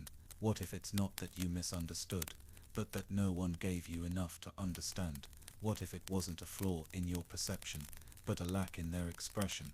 What if the words were never meant to carry all the weight they were asked to? Because here's the quiet truth. No one says out loud. Most people are terrified of saying what they really mean, not because they don't care, but because they don't know how. They weren't taught to name their fears. They weren't modeled vulnerability. They weren't given the safety to say, "That hurt me," or "I need something different," or "I love you, but I'm scared." So instead, they rely on vague words, safe ones, sentences that say just enough to avoid confrontation, but never enough to create connection. And people like you, people who care too much, who feel too deeply, get caught in the middle. You listen with your heart. You feel with your memory. You try to piece together the truth, using context, body language, tone, silence, and anything else you can gather. But sometimes, there is no truth to gather. Sometimes, the message is as unclear to them as it is to you. Sometimes, they themselves don't know what they're trying to say. Sometimes, they speak in half-truths, because that's the only language they were ever taught, and yet you still blame yourself for not getting it right. You walk away from conversations, feeling like you failed an emotional exam that no one told you were taking. You lie awake at night, replaying a sentence again and again, wondering how you could have heard it so wrong. You think, "They didn't say it that way. I must be projecting. I must be reading too much into it." But what if it wasn't projection? What if it was the result of a lifetime spent in the emotional gray zone? What if it was your nervous system remembering that certainty was rarely offered, so it stopped expecting clarity and started filling in the gaps itself? You didn't choose to be this way. You adapted, you compensated, you survived, and now, you're trying to unlearn what was never yours to carry, because you were never supposed to become an expert in decoding discomfort. You were never meant to sit quietly in conversations and wonder, what did they really mean by that? You were never meant to translate vague affection into safety, or passive-aggressive silence into feedback, or sarcasm into connection. You were meant to be told the truth, with warmth, with care, with language that made you feel included, not ashamed. And if you didn't get that, if you grew up or lived alongside people who couldn't offer it, then please understand this. It is not your job to guess someone's feelings for you, not through vague compliments, not through inconsistent texts, not through backhanded jokes or half-hearted apologies. You are allowed to ask, "Can you say that again, but more clearly? Can you tell me how you actually feel? I'm hearing it one way, but I'm not sure what you meant." You are allowed to seek clarity. You are allowed to question tone. You are allowed to admit, "What I heard and what you meant might not be the same, and I want to understand." And anyone who makes you feel guilty for that, they're not speaking the language of connection, they're speaking the language of avoidance, and you've already spent too much of your life trying to decode that dialect. Let this be your turning point. Let this be the moment you stop carrying all the weight of interpretation. Let this be the season where you say, "I will not assume anymore. I will ask, and if someone cannot meet me in that space, I will not make that my failure."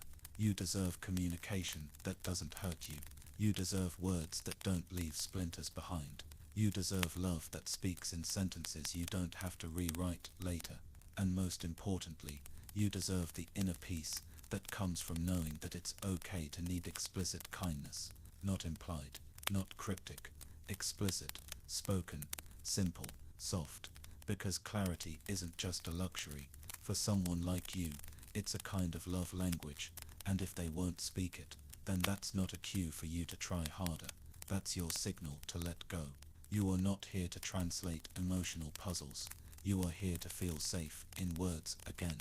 And I promise, there are people who will meet you in that space. There are people who will say, "I meant exactly what I said, and I meant it with love."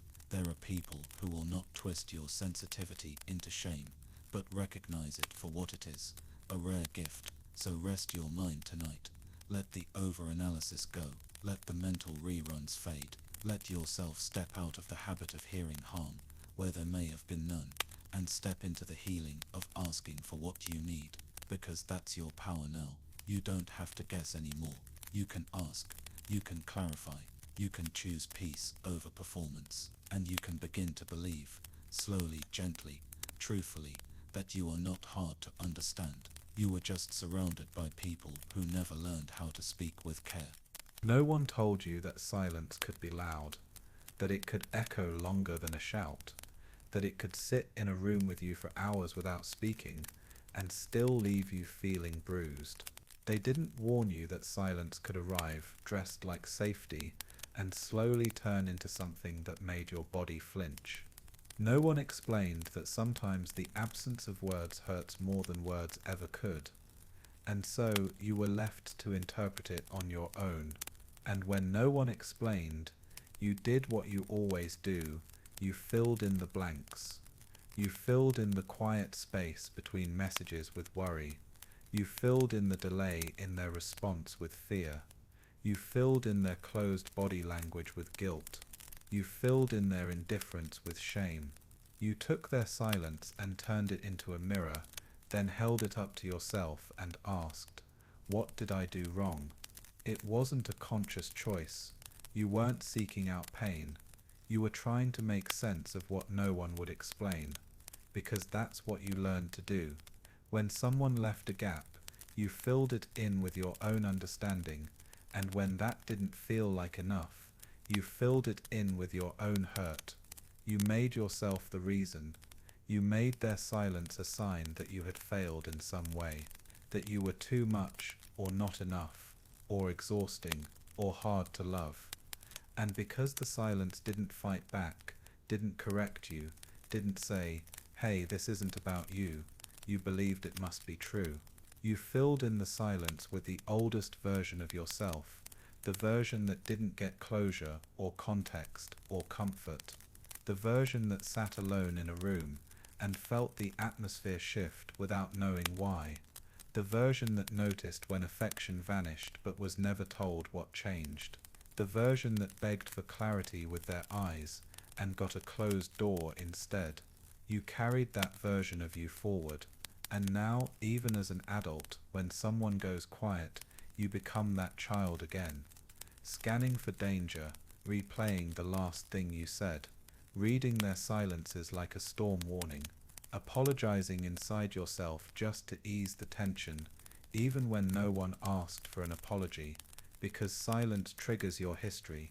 It calls up everything you were never told, and when people won't give you answers, your mind goes looking in your past for the ones you were forced to invent. But here's the thing, silence is neutral until you give it meaning, and you've been giving it meaning for far too long. Not because you're irrational, not because you're dramatic, but because silence was never neutral for you. It was always a message, always a withdrawal, always a precursor to loss. It was never just quiet, it was disconnection. It was distance. It was a signal that someone had changed their mind about you and just didn't say it out loud yet. So now when someone pulls back, even slightly, you rush to fill in the silence before it swallows you. You fill it with every doubt you've ever had, every fear that's ever gone unanswered, every memory where things went cold and no one explained why. And in doing so, you hurt yourself. You turn inward with sharpness. You question your worth in real time. You treat every pause like a threat, and you convince yourself that the silence means something bad is coming. But what if it doesn't? What if the silence is theirs, not yours? What if their stillness has nothing to do with your presence? What if they're just quiet, not angry, not disappointed, not preparing to leave? What if their silence is just silence? That's hard for you to believe. I know, because your memory has never known silence that wasn't followed by pain, because the quiet in your life was never gentle. It was filled with the sound of people turning away. So of course you learned to fill it, because silence without meaning felt more dangerous than pain with certainty. At least when you filled it with hurt, you knew what was coming. You could prepare. You could numb yourself. You could armor up. You didn't trust silence to be safe, so you gave it a shape, even if that shape was sharp. But you don't have to keep doing that. You don't have to rush into every pause and stuff it with your oldest fears. You don't have to turn every delay in response into a self-blame spiral. You don't have to assume that quiet means you've failed. You are allowed to not know what silence means. You are allowed to let it sit without assigning it a story. You are allowed to say, maybe this isn't about me. You are allowed to ask for clarity, instead of creating pain in its absence. That's a new skill, a brave one, a gentle one. It requires patience. It requires trust. It requires reminding yourself again and again that not every silence is a signal of danger. Some silences are just breath, a pause, a moment between one truth and the next, and you are allowed to exist in that moment without turning against yourself. You are allowed to say, they're quiet and I don't know why, but that doesn't mean I've done something wrong. You are allowed to say, until they tell me what it is, I won't hurt myself trying to guess. Because you have done enough guessing in your life. You have carried enough confusion. You have turned too many of your own ribs into cages, because someone else couldn't open their mouth and speak honestly. Let that stop with you. Let this be the chapter where you learn to leave space open, even when it scares you. Let this be the season where you let silence stay silence, until someone gives you reason otherwise. Because you are no longer the child waiting for someone to explain why they stopped loving you. You are someone who can ask, who can wait, who can protect your peace in the face of uncertainty. You don't need to fill in the silence with your hurt anymore. You can fill it with your breath, with your presence, with your knowing that you have done nothing wrong, just because someone else grew quiet. That is the truth now, and you are allowed to believe it. You didn't always fear silence. There was a time before all of this, when quiet didn't mean anything more than quiet, when a delayed reply didn't set your heart racing, when a conversation ending without explanation didn't feel like abandonment, when you could simply exist in the space between moments without feeling the need to fill it with something: panic, apology, speculation, sorrow. But then someone taught you otherwise. Not in a single moment, not with one phrase or one action, but slowly, repeatedly, with patterns that wrapped around your sense of self like vines, with quiet treatments that screamed louder than any argument, with withheld words that left wounds you couldn't point to but still bled. They didn't slam doors, they didn't shout, they didn't storm out, they just disappeared into silence. And in that silence you became the one who assumed the worst. Not because you were dramatic, but because that was the only story you were given. When they withdrew, you weren't offered clarity. You weren't given, I'm overwhelmed right now but I care. You weren't told, I need space to calm down but I'll be back. You were told nothing, and so your brain did what it had to do. It filled in the nothing with everything it feared was true. It told you they were disappointed, that you ruined the moment, that you were too much, that something about you had made them go quiet. You didn't know any better. No one modeled anything else. And once that script was written in your mind, it was hard to erase. And even now, you still live by it. You receive a short reply, and your chest tightens. You sense someone's mood shift and your stomach drops. You feel a pause in conversation, and your brain rushes to explain it with old pain. You fill in the silence like it's your responsibility, because if you don't fill it, who will? Because silence used to be a warning, and your body learned to read it like danger. So you don't wait. You respond. You adjust. You apologize. Just in case. You soften your tone. Tiptoe your questions. Overthink your presence. You fill in every crack in communication with guilt, until the whole thing becomes a structure built not of connection, but of fear. And the most painful part, the other person might not even know you're doing it. They might be thinking about something else entirely. They might be lost in their own world. They might be quiet because they trust the space, not because they're retreating from it. But to you, silence doesn't feel like trust. It feels like the start of unraveling. And that's not a flaw in your character. That's a reflection of your experience. That's the body remembering what the mind tries to forget. Still, I want to tell you this gently, lovingly, firmly. You don't have to keep punishing yourself for other people's silence. You don't have to play emotional detective every time someone pulls back. You don't have to sacrifice your peace, trying to understand moods you didn't cause. You don't have to fill in the silence with self-blame. You're allowed to say, I feel the quiet, but I will not hurt myself over it. You're allowed to say, their distance is not proof of my failure. You're allowed to stop translating absence into wrongdoing. But I know it's not that easy, because there's a part of you that believes it must be your fault. Why else would they grow cold? Why else would the energy change? Why else would something that felt okay suddenly feel fragile? You look for answers inside yourself, because that's where you were taught to look. You weren't taught to say, hey, I'm noticing some space. Can you help me understand what's happening? You were taught to say, I'm sorry, before the blame was even placed. You were taught to feel bad, even when no one said you should.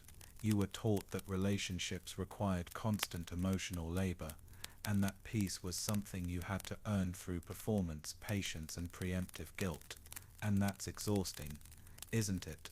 To constantly be on alert, to brace yourself for disconnection, to feel like the slightest misstep will cause someone to vanish. But you've been surviving like that for so long, you barely notice it anymore. It's become instinct. And I'm here to remind you, you are allowed to rest from that. You are allowed to stop running the same script in your mind. Every time someone grows quiet, you are allowed to say, maybe I didn't do anything wrong. You are allowed to breathe with instead of blame. And more than that, you're allowed to ask. You're allowed to say, hey, I'm feeling a little anxious about the quiet. Is everything okay? You're allowed to say, can you reassure me right now? I'm trying not to assume the worst. You're allowed to say, I've been hurt by silence before, and sometimes it still scares me. That's not weakness. That's truth. And people who care for you should make room for that truth. Because it's not your fault that silence scares you. It's not your fault that your nervous system responds to gaps in connection like they're gaps in safety. It's not your fault that in the absence of explanation, your mind searches for answers in the archives of your pain. But it is your right to choose something new, to stop filling in silence with shame, to stop assuming that everything unspoken is a reflection of your inadequacy, to start trusting that not all quiet moments are precursors to abandonment. Because here's another truth. Healthy love communicates. Healthy love doesn't leave you guessing. Healthy love notices your nervous system tightening and says, I'm here. I'm not pulling away. I'm just quiet. Healthy love offers words, not walls. And you are allowed to ask for that. You are allowed to expect that. You are allowed to stop shrinking just to fit into someone else's emotional distance. You are allowed to stay whole, even when someone else goes silent, because you are not responsible for other people's unspoken emotions. You are not the villain in every untold story. You are not required to punish yourself just because someone else didn't explain what they were feeling. You are allowed to wait, to rest in uncertainty without turning it into guilt, to let silence be what it is. Not a signal, not a sentence, not a punishment, just a pause, just space, just quiet. And when that happens again, when someone grows silent, maybe this time, instead of spiraling inward, you can whisper to yourself, not this time. I'm not going to fill in the silence with my own hurt.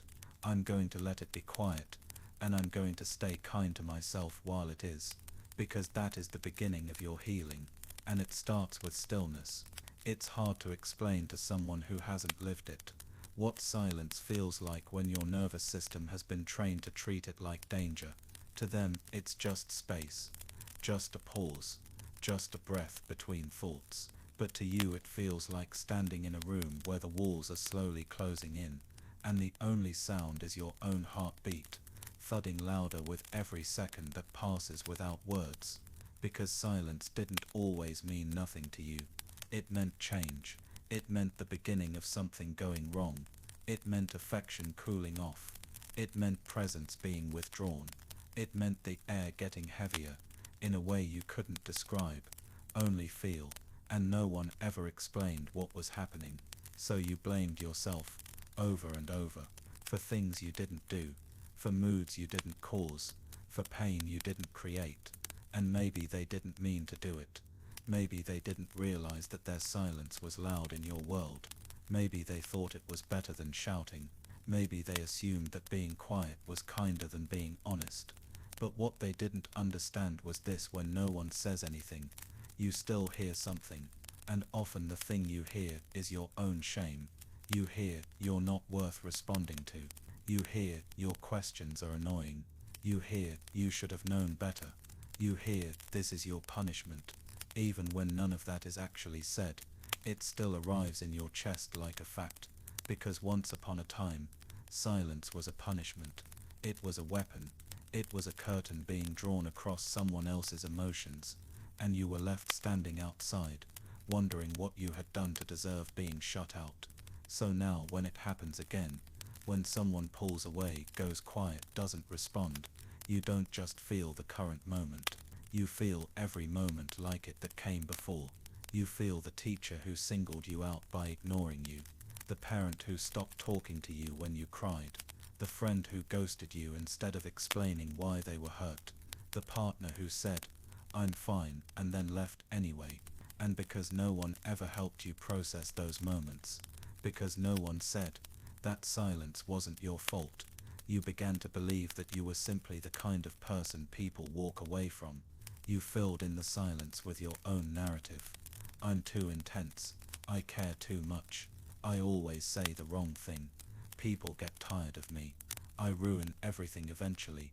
You created these beliefs not because they were true, but because the alternative that people leave for their own reasons, that their silence is about their inability to communicate, not your worth, was never modeled for you. And so every time it happens, you don't just react. You relive, you re-experience the ache, the confusion, the shame, the feeling of sitting in the wake of someone's withdrawal, and convincing yourself that your very being caused it. But today, let's pause. Let's hold that memory up to the light. Let's ask a question no one ever taught you to ask. What if their silence was never about me at all? What if the person who went quiet didn't have the emotional language to say what they felt? What if they learned to deal with conflict by shutting down? What if they didn't even realize how much their withdrawal hurt you?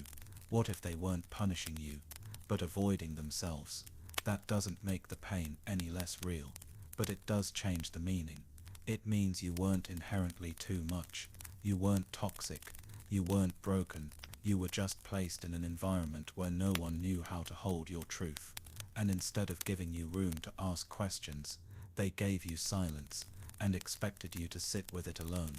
But you don't have to keep doing that. You don't have to keep filling in the blank spaces with stories that hurt you. You don't have to turn every quiet moment into a reason to question your worth. You don't have to accept silence as a substitute for resolution. You can start speaking into the silence. You can say, "I'm feeling something shift.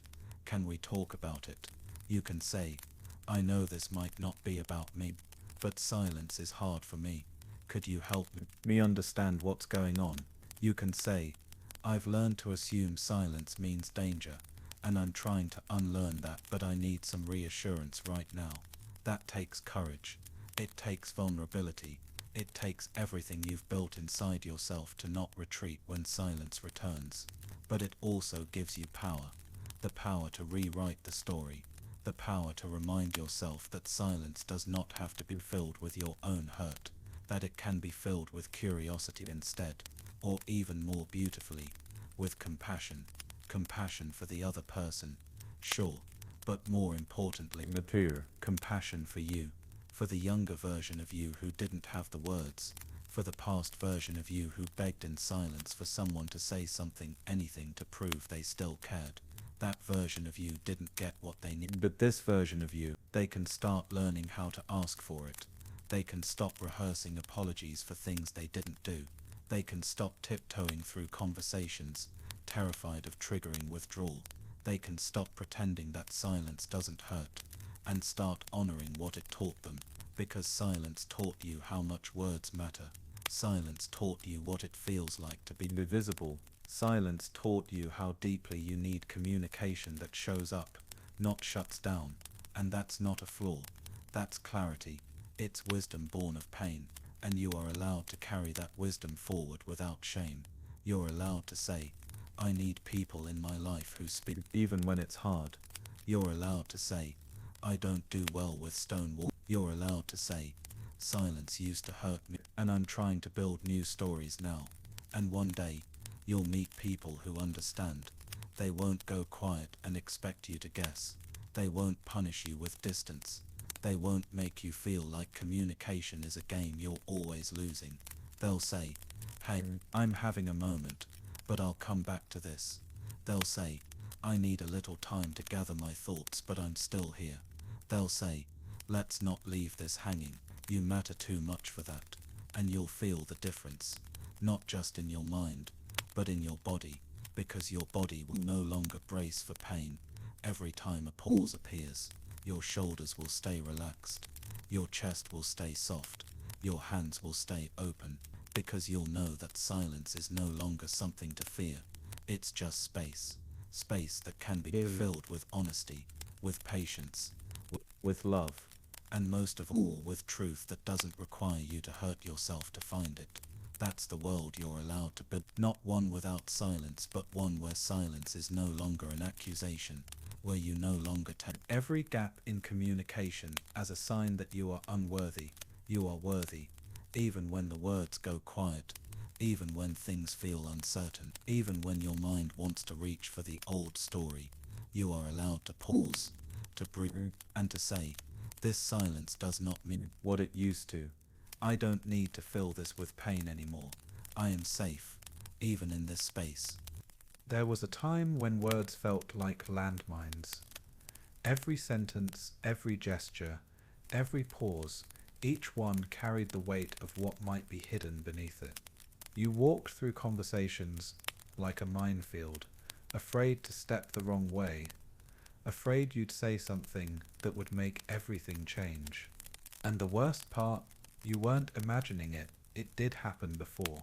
The shift in energy, the sudden coldness, the awkward silence that followed a sentence you thought was harmless. That's how it started. This habit of treating every conversation like a puzzle. You didn't just listen, you searched for clues, for subtext, for intention. You didn't just hear the words, you dissected them, ran them through filters, replayed them in your mind hours later, wondering if you missed something, some hidden message you were supposed to catch. And if you didn't catch it, you blamed yourself, not because you were wrong, but because it felt safer to believe you missed something than to believe someone might have been dishonest, or unclear, or unwilling to be direct. So you tried harder. You became the over-analyzer, the emotional investigator, the one who didn't just ask what was said, but why and how, and what wasn't said alongside it. You built entire stories around facial expressions, around one-word replies, around punctuation marks in texts. You became fluent in things that were never actually spoken, not because you wanted to, but because you had to. Because somewhere along the line, conversations stopped feeling safe.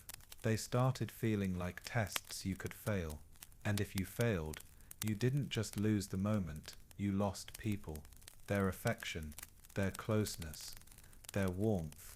You weren't trying to control them, you were trying to protect yourself, because when someone you care about gives you vague answers, when their words and energy don't match, when they say it's fine, but everything in their body says it's not, you don't feel peace, you feel panic, because suddenly everything becomes a code to crack, and you know what that does to a person over time. It makes them tired, not just emotionally, but physically. It makes conversations exhausting. It makes intimacy feel like work. It makes trust hard to hold on to, because you're always questioning whether what you heard is what they meant. You don't want to live like that. You never did. You want to relax. You want to be able to take someone at their word. You want to believe that when someone says, "I'm okay," they mean it. You want to trust that affection isn't a performance, and distance isn't punishment. But you've been hurt by ambiguity before. You've sat in the aftermath of a confusing conversation, heart pounding, replaying everything you said, trying to figure out where it went wrong. You've asked, "Are we okay?" and received a vague nod, but felt the closeness slip away anyway. You've learned that sometimes people don't tell you when something breaks. They just hand you the pieces and expect you to make sense of them. So you started bracing for that. You started treating every interaction like a potential misunderstanding. You started listening not for connection, but for signs of disconnection. You started entering conversations already apologizing in your head, just in case, and you became good at it. Too good, so good, in fact, that people started calling you intuitive. They praised you for how much you noticed, how well you understood, how quickly you could pick up on what they weren't saying. But none of them saw what it cost you. None of them saw the toll it took to be always on, to be constantly decoding, deciphering, adjusting, to never fully be present, because part of you was always a few steps ahead, preparing for how things might go wrong. You were praised for your perception, but you were never comforted for your confusion. You were never told, "You don't have to solve me." You were never reassured with words like, "This is how I feel, you don't need to guess." You were never given the gift of emotional simplicity, of someone being so clear with you that you could finally relax. So you never really did. Even now, maybe you're still holding that tension in your body. Maybe you still hesitate before replying. Maybe you still scroll back through old messages, trying to make sure you didn't say something wrong. Maybe you still feel like you have to perform clarity in case the other person won't. But can I tell you something? That's not connection. That's survival. That's coping with a world that rarely gave you the truth directly. And while it kept you safe, it also kept you tired. And it's okay to be tired. It's okay to say, "I'm done solving people." Because people who care about you will not make you guess. They will not withhold what they feel. They will not test your love through silence or sarcasm. They will not expect you to read their mind. They will say it clearly, even when it's hard. They will tell you when something hurts. They will tell you when they feel distant. They will tell you when they need something more from you. And in those moments, you will feel something rare. You will feel relief, because finally, it won't be a puzzle. Finally, you won't have to interpret. Finally, you'll know where you stand. And your heart, which has spent so long in survival mode, will finally be allowed to rest. But until that happens, until those people arrive, here's what I hope you remember. You don't have to earn understanding by solving someone else's silence. You don't have to earn safety by constantly being on high alert. You don't have to earn love by being emotionally brilliant all the time. You are not a puzzle solver. You are a human being, and you deserve relationships where conversations are soft, where sentences don't need to be decoded, where words come wrapped in intention, not implication. And if someone can't offer that, it doesn't mean you failed to understand them. It means they failed to communicate. You're allowed to stop overworking to hold a connection. You're allowed to ask for clarity. You're allowed to walk away from people who make emotional honesty feel like a guessing game. And slowly you'll begin to trust again, not because you've figured everyone out, but because you'll find people who don't ask you to. People who say, "Here's how I feel." People who say, "Here's what I mean." People who say, "You don't have to wonder." And in those spaces the tension will leave your shoulders. The replays will stop looping in your mind, and your heart will no longer have to solve what was never yours to fix. It will simply listen, and believe, and stay soft. Some people walk into a conversation like a room they already trust. They speak without hesitation, without scanning the space for sharp corners or hidden exits. They say what they mean, and assume it will be received with the same ease it was offered. But you've never really known what that feels like. For you, every conversation required calculation, not because you wanted control, but because you needed safety. You didn't enter conversations to connect, you entered to survive them. You assessed every expression, watched every shift in posture, noticed when someone's voice changed by half a tone. You heard what they said, yes, but you also heard everything they didn't. The pause before they answered, the breath they held, the word they avoided. It wasn't just what they spoke, it was what they withheld. And because you didn't always have the freedom to ask, what did you mean by that? You became someone who never stopped listening. Even after the conversation ended, you kept listening in your head, in your memory, in the echo of every phrase. You didn't feel peace after most conversations. You felt exhaustion, because instead of clarity, you were often left with questions. Did I come across too strong? Did they sound distant at the end? Or am I imagining it? Was that laughter real or polite? Why didn't they respond the way I expected?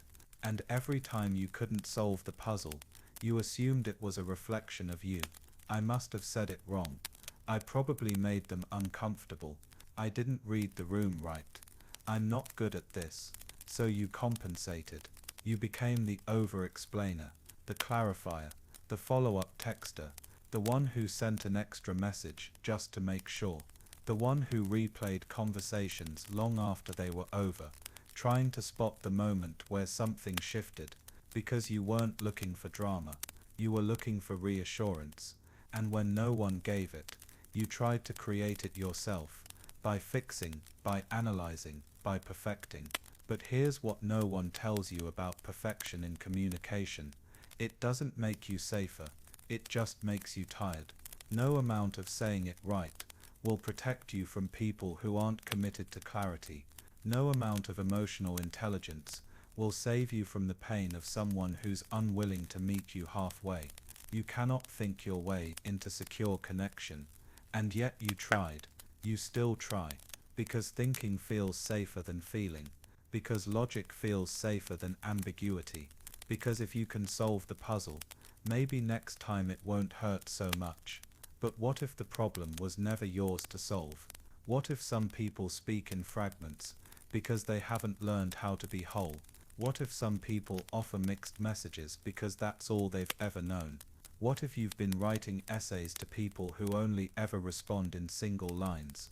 Not because you're too much, but because they never planned to read closely in the first place. And yet you still carry the blame. Because it feels better to believe you missed something than to believe they never intended to be understood. But that's where your healing begins. It begins when you stop making someone else's confusion your responsibility. It begins when you stop assuming that being good at conversations means always understanding what others refuse to say clearly. It begins when you give yourself permission to say, I don't know what they meant, and I won't destroy myself trying to figure it out. Because that's what you've been doing, haven't you?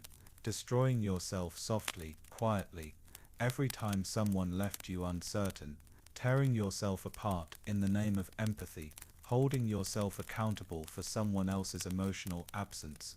But you don't have to anymore. You can stop performing emotional gymnastics to maintain relationships that don't offer you grounding. You can stop bending over backwards to interpret someone's coldness. You can stop measuring your worth by how well you can adapt to people who won't speak plainly. You're allowed to want simplicity now. Not boring simplicity, honest simplicity. The kind where someone tells you what they mean the first time. The kind where you don't walk away wondering what just happened. The kind where clarity isn't a reward, it's the starting point. You're allowed to say, I'm not looking for perfect communication, just sincere effort. You're allowed to say, I don't need grand gestures, I just need presence.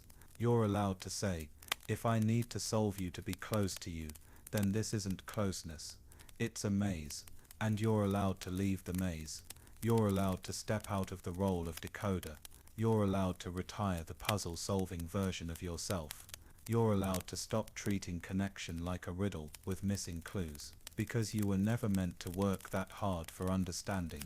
You were meant to feel safe. You were meant to feel seen, not scanned. You were meant to speak, and not be afraid that every word will be held against you, misunderstood, or met with cold silence. And yes, not every conversation will feel clear. Not every person will communicate with ease. Not every moment will resolve perfectly. But you'll know the difference between trying to understand someone who's open and trying to solve someone who's closed. That's the new compass. It's not about how much effort you can give. It's about where that effort leads. Does it lead to connection? Does it lead to softness? Does it lead to mutual understanding? Or does it lead to confusion, exhaustion, and self-blame? If it's the latter, it's not love. It's labor. It's maintenance. It's emotional overfunctioning disguised as empathy. And you deserve more than that. You deserve words that feel like doors, not walls. You deserve people who don't punish you with ambiguity. You deserve to leave a conversation feeling lighter, not like you just carried both sides of it. That doesn't make you demanding. That makes you ready. Ready for real. Ready for ease. Ready for peace that doesn't come at the cost of your mental clarity. You've spent enough of your life solving conversations that left you tired and uncertain. Let this be the part of your life where you finally say, if I have to solve you to love you, I can't stay. If I have to decode your pain without you explaining it, I can't keep doing this. If I have to play interpreter every time we speak, this is not home. And then you walk away, not in anger, but in grace. Because the most loving thing you can do for yourself now is stop making puzzles out of people who were never willing to hand you the pieces. You didn't start out this way, reading between the lines, holding your breath through silences, decoding messages like your heart depended on it. There was a time you simply listened and spoke without fear, a time you asked questions without wondering if they'd make someone leave, a time you trusted people to say what they meant. But slowly, something shifted. It wasn't one moment, it was many moments where someone said they were fine, but punished you for what you said anyway. Moments where your honesty was met with withdrawal instead of warmth. Moments where you felt something was wrong, but when you asked you were made to feel paranoid. It only takes a few of those moments to teach your nervous system that communication is not for clarity, but survival, that it's not a space to be free, but a place to be alert. And so you became alert. You studied tone like it was your mother tongue. You treated every word like it carried an unspoken footnote. You rehearsed what you'd say next time before this one even ended. You anticipated disappointment like it was inevitable, because the pain of not knowing had cut deeper than anything else. It wasn't the anger that stayed with you, it was the confusion. It wasn't the words that haunted you, it was the absence of them. And you would have done anything, to keep that confusion from returning. So you became the detective. You started looking for danger, not in fists or shouting, but in one-word answers, in emoji choices, in the way they paused before saying your name, in the sigh they didn't explain, in the conversation they didn't start. And the hardest part, you were often right. Sometimes people were withdrawing. Sometimes they did have something to say and refused to. Sometimes the puzzle was real, and no one gave you the final piece. And that's what makes it so difficult to stop. Because your anxiety doesn't lie. It just doesn't know when it's safe anymore. It tells you something's wrong. Because once something was. It tells you to be careful. Because once being careless got you hurt. And it's hard to trust ease when you've been trained to find meaning in tension. But here's a truth. No one gave you growing up. Being emotionally intelligent does not mean being emotionally exhausted. It does not mean overextending your heart until you're hollow. It does not mean translating someone's vague pain into a language they never asked you to speak. It does not mean sacrificing your own clarity just to keep someone else comfortable. You deserve more than constant translation. You deserve more than trying to love people through riddles. You deserve the kind of relationships where you don't have to wonder what they meant, where you don't have to shrink just to fit their silence, where you don't have to replay every sentence because you were met with honesty the first time. And I know it feels impossible. Sometimes you tell yourself, maybe I just need to communicate better. Maybe I wasn't clear enough. Maybe if I say it differently, they'll understand. But the truth is, the people who want to understand you will. They won't need your words to be perfectly polished. They won't punish you for being emotional. They won't play games and call it boundaries.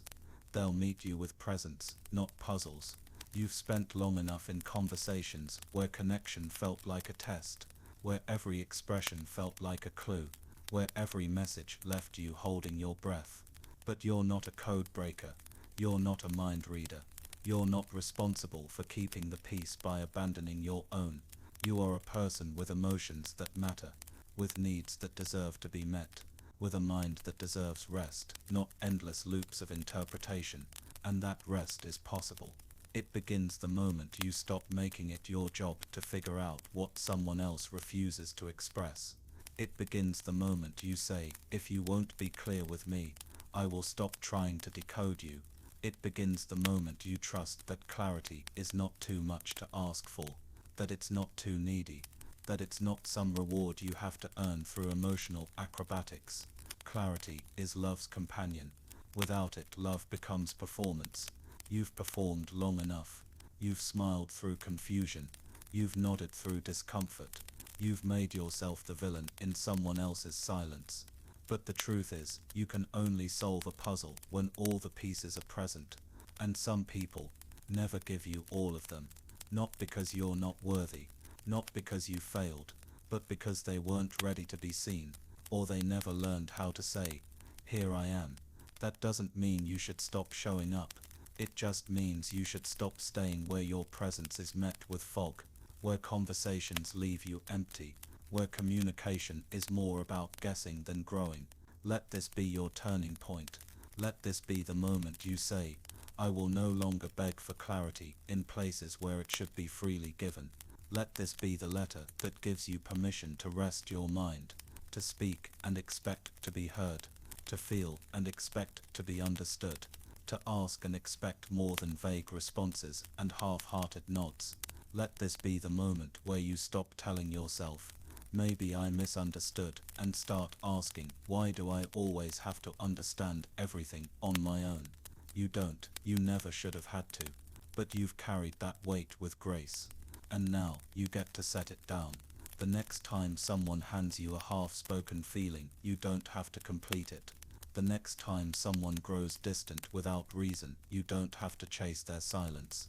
The next time a conversation ends and you feel confused, you're allowed to say, that's not mine to fix. You are not here to earn peace through overthinking. You are here to be loved in ways that don't require decoding, and that love is possible. It may be rare, it may take time, but it exists, and you are worthy of it. The kind of love where words are soft and clear, where silence is honest, not manipulative, where conversations leave you lighter, not lonelier. The kind of love where your mind finally says, I don't need to figure this out because it feels safe already. There's a version of you that never quite got to speak freely, not because your mouth didn't work, not because your heart didn't want to be known, but because every time you tried to express how you felt, a part of you whispered, say sorry first. And so you did. You always did. Before you shared a worry, you said, sorry, I know I'm overthinking. Before you talked about your pain, you said, sorry, I know I should be stronger. Before you expressed anger, you said, sorry, I'm not trying to be difficult.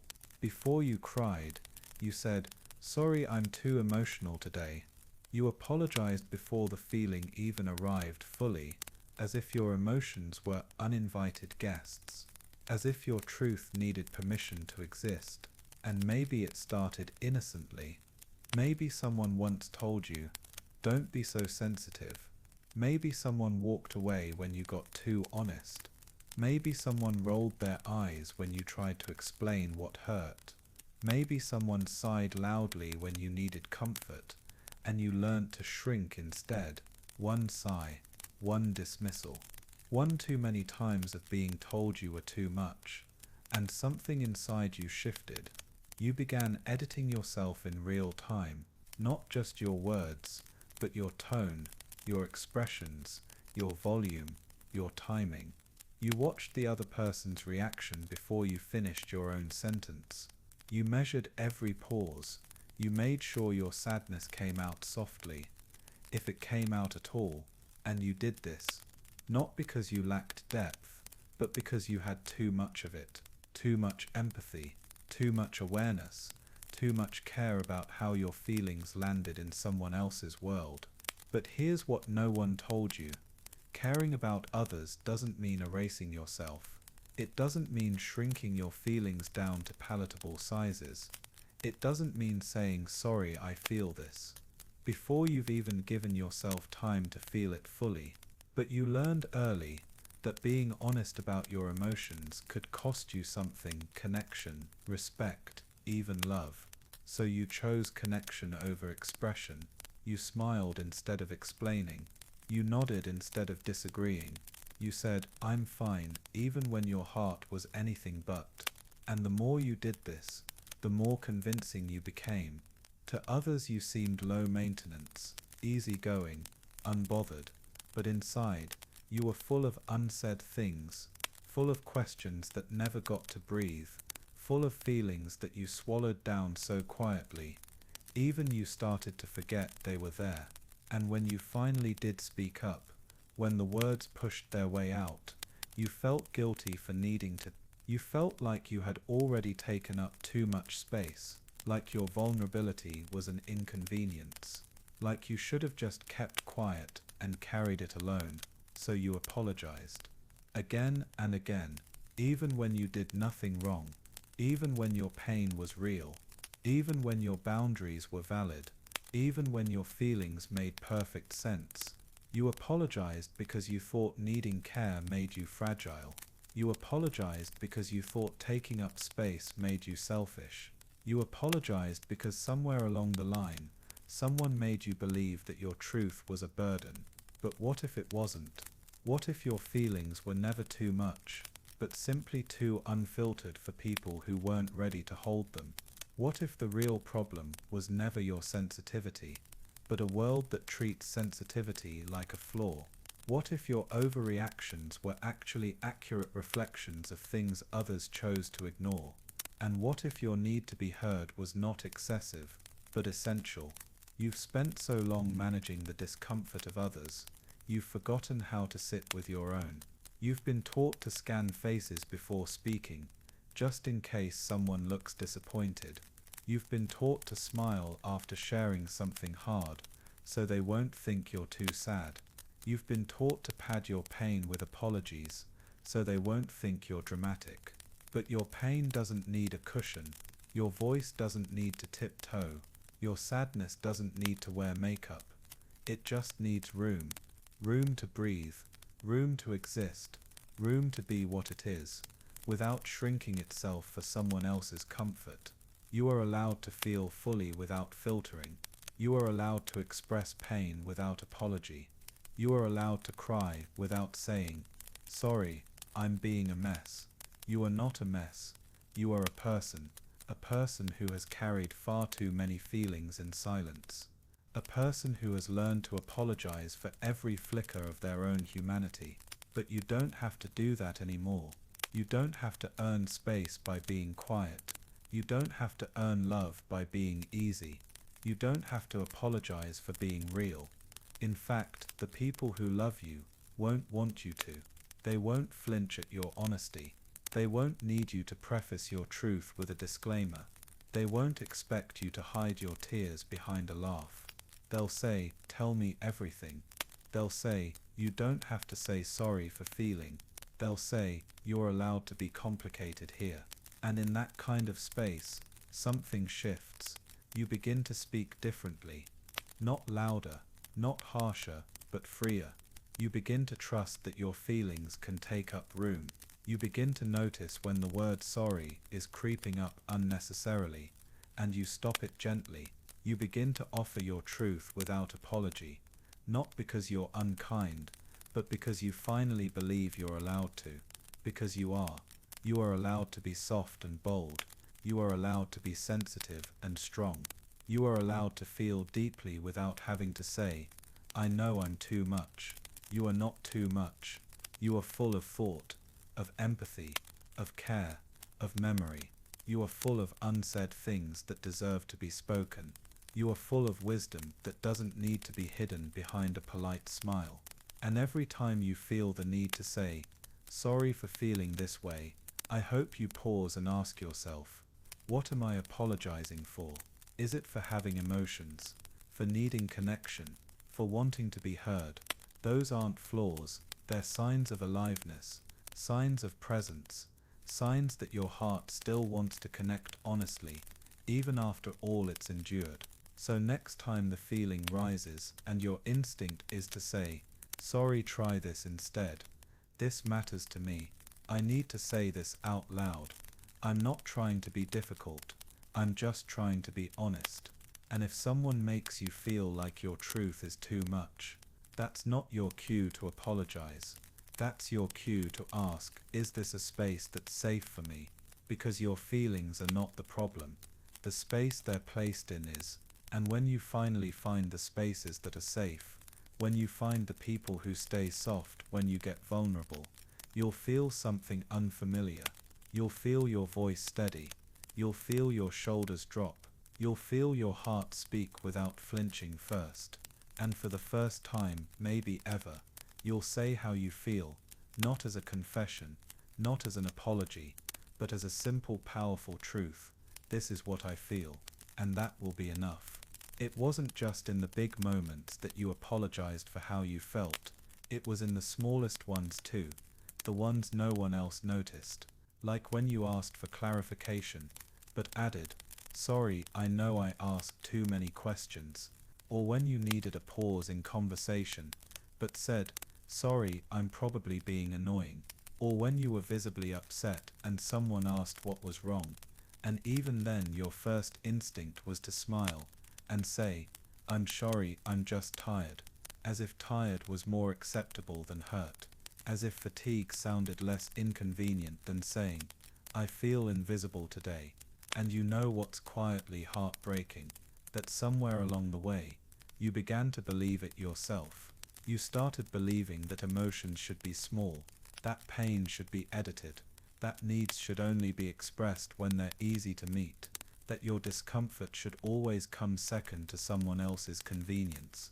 So you trained yourself to be easy to be around, to stay light when you were carrying weight, to laugh off your own disappointment, to soften the edges of your truth, so no one would feel the need to respond too deeply.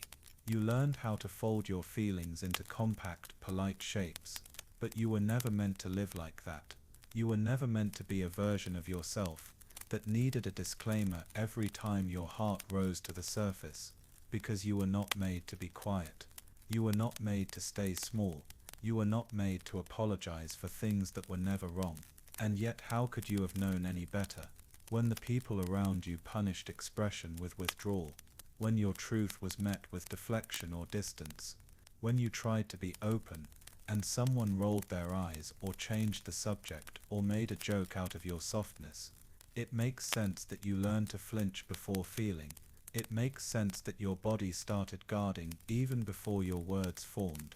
It makes sense that "I'm sorry" became a habit, a reflex, a shield.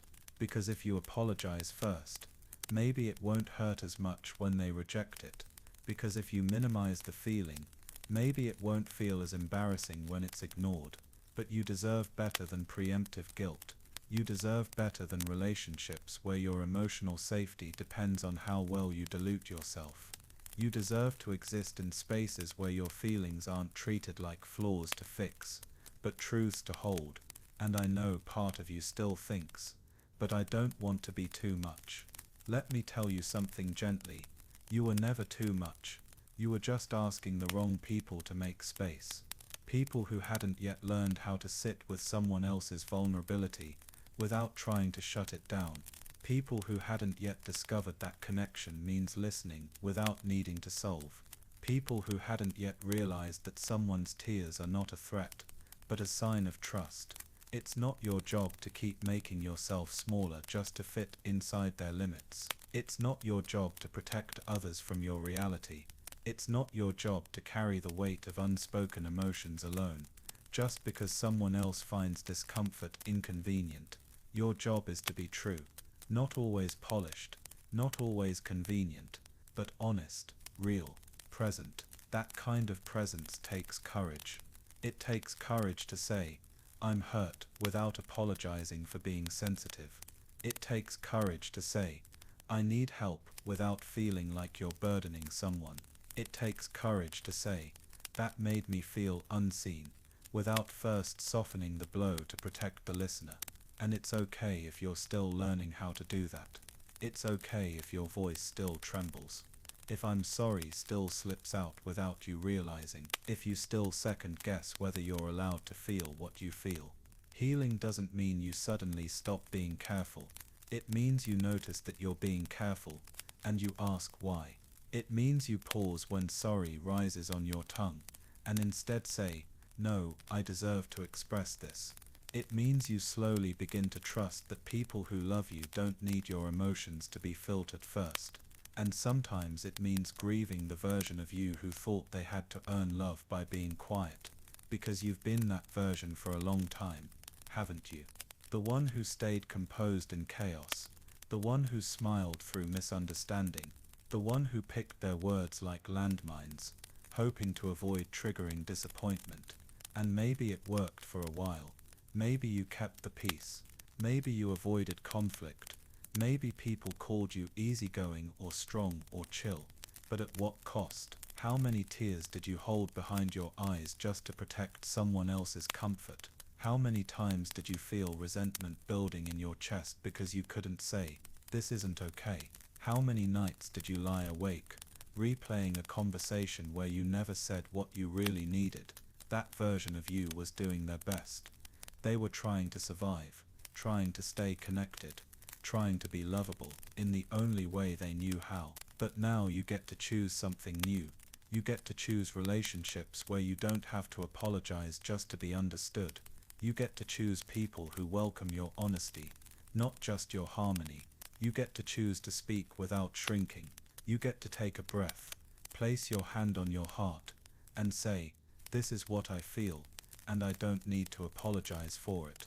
Not because you're always right, not because you'll never miscommunicate, but because you're allowed to feel, without guilt, without fear, without wrapping your truth in disclaimers. You are not here to perform emotional obedience. You are here to experience emotional freedom. And that starts with unlearning the apology reflex. It starts with reminding yourself, every time it creeps in, my feelings are not wrong, my voice is not a burden, my needs are not too much.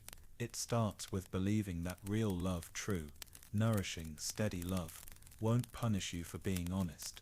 It starts with you, choosing to pause before you say sorry, choosing to feel without editing, choosing to let your full self speak, even if your voice shakes.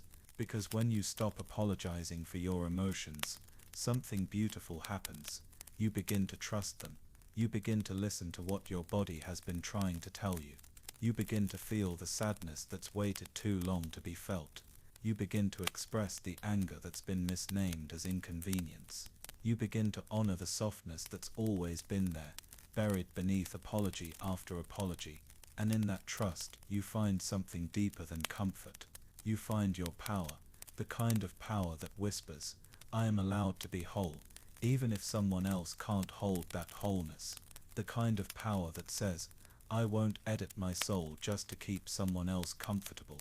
The kind of power that doesn't flinch anymore, because it knows you don't have to be sorry for being real. It always began with the smallest tremor inside you, the subtle shift, the tightening of your chest when an emotion formed, and your instinct was immediate: control it, fix it, hide it, or at least soften it with an apology. Even when the tears never reached your eyes, you were already rehearsing the apology. Even when the words hadn't left your lips, your mind was calculating how to make them sound less heavy. Even when the feeling was honest, you treated it like a stain that needed explanation. It didn't matter if you were overwhelmed, heartbroken, scared, confused, or just plain tired. The script was the same. Sorry, sorry, I know this is probably stupid. Sorry, I know I'm being dramatic. Sorry, I even brought it up, as if your feelings only had the right to exist when they were convenient for others. As if your own emotional truth required a disclaimer just to breathe. But feelings don't ask for permission. They simply arrive, sometimes quietly, sometimes with urgency, sometimes wrapped in layers you don't even understand yet. And none of that means you need to apologize. You see, somewhere inside you, a belief formed that your emotional reality was a burden, unless it was perfectly balanced, that your pain should be palatable, your needs optional, your presence non-intrusive, that speaking too much of your truth would push people away. And maybe in your past, that belief was confirmed. Maybe there was a time you spoke your feelings, and someone changed the subject. Maybe there was a time you cried, and someone mocked your tears. Maybe there was a time you expressed hurt, and someone made it about them, or worse, made it your fault. So you learned. You learned how to keep it light, how to spin pain into jokes, how to talk like you weren't unraveling, how to apologize before anyone else could accuse you of being too much.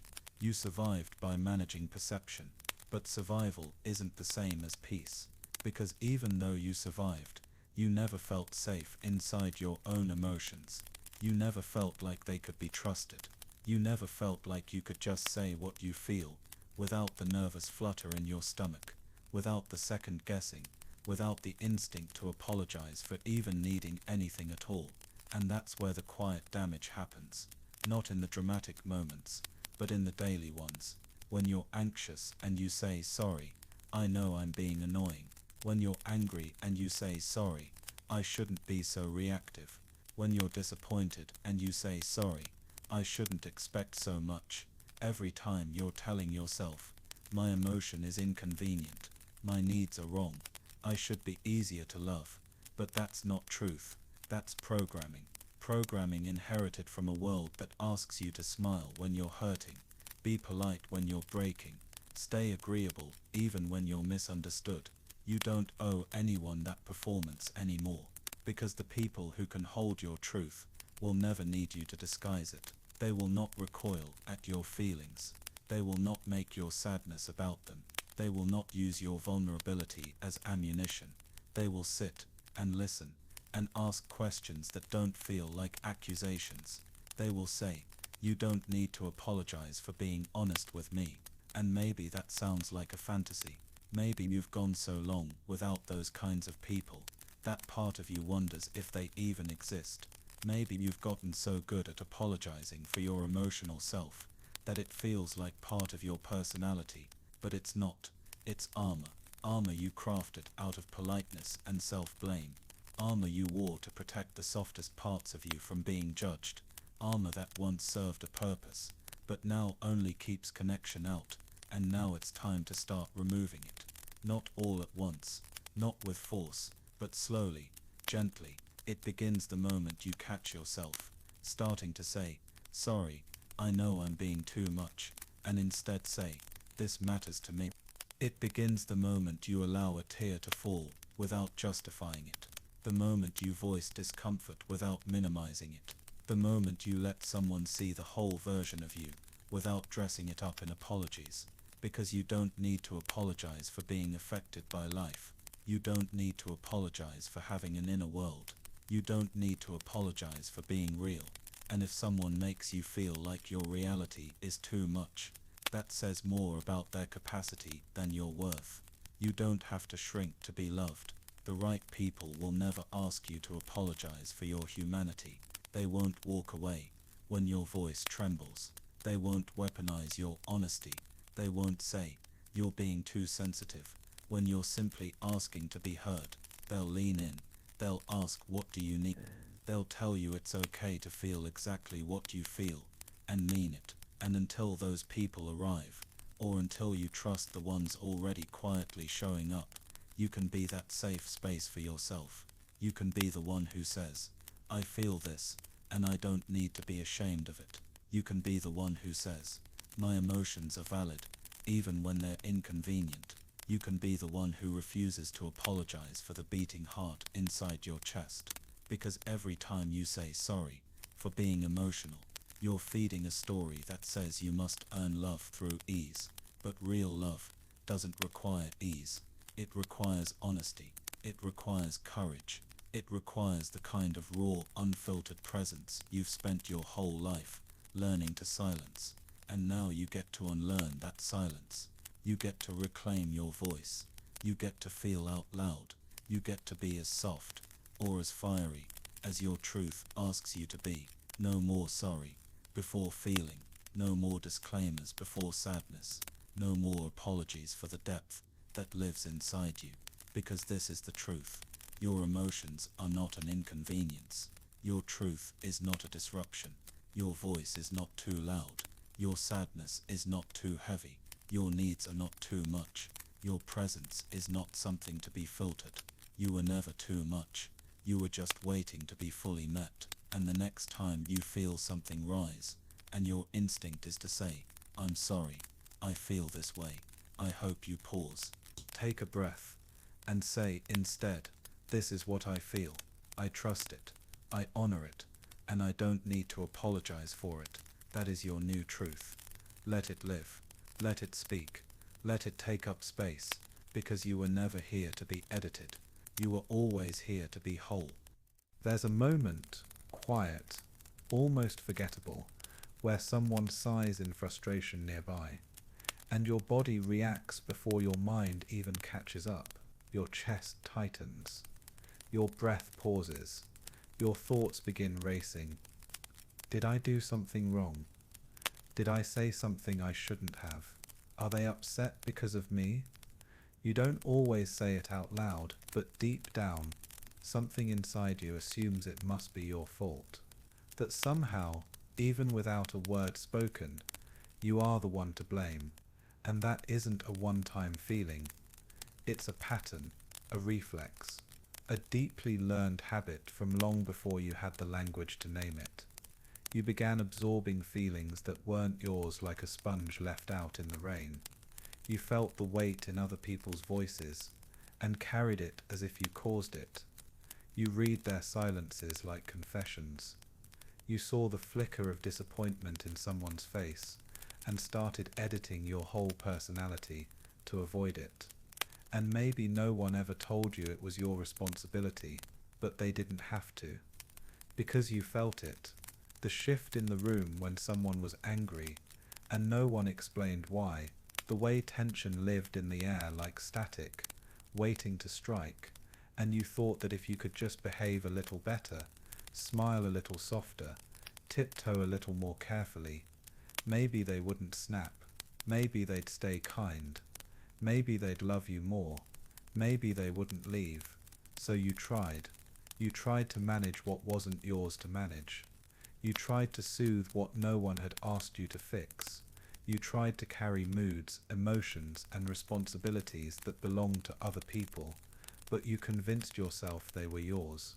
You became the peacekeeper, the fixer, the translator of unspoken emotions, and it didn't just happen at home. You brought it into friendships, into classrooms, into relationships, into every space where silence felt like danger. You paid attention to tone more than words. You noticed tension before it had a name. You became fluent in other people's pain, but not your own. And because no one stopped you, because no one said, "Hey, this isn't your job," because no one modeled emotional responsibility in front of you, you kept doing it. Even when it wore you out, even when your back ached with the weight of everyone else's feelings, even when your own needs began to disappear behind your careful concern for theirs. You internalized the message. If someone is upset near me, I must have caused it. If they're quiet, I must be the reason. If they leave, it must be because I wasn't good enough. That's what happens when you grow up around confusion. When communication is scarce. When moods shift like weather and no one explains the storm. You don't just witness emotion, you absorb it. You don't just sense hurt, you make it your mission to heal it. You don't just notice disappointment, you start blaming yourself for it, even if it was never about you. It's an exhausting way to live, but it's also a familiar one. You've worn it like a second skin. You've walked through life with your emotional radar on high alert. You've anticipated the drop in someone's voice, the slight delay in their text, the pause before they respond, and you filled the silence with "it must be me." But here's the truth. It wasn't always you. In fact, most of the time, it had nothing to do with you. Their frustration, maybe it was about their job. Their silence, maybe it came from their own inner chaos. Their withdrawal, maybe they were afraid of connection and didn't know how to stay. But you, beautiful, empathetic you, felt it anyway, and because you had no answers, your mind gave you one. It's probably something I did, because at least that gave you control.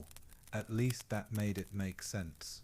At least that gave you the illusion that if you just fixed yourself, it would all stop hurting. But it didn't, because it was never really about you. And no matter how perfect you tried to be, no matter how quiet, how kind, how selfless you became, it never stopped people from being themselves. You couldn't change someone's pain by carrying it. You couldn't control their chaos by rearranging yourself.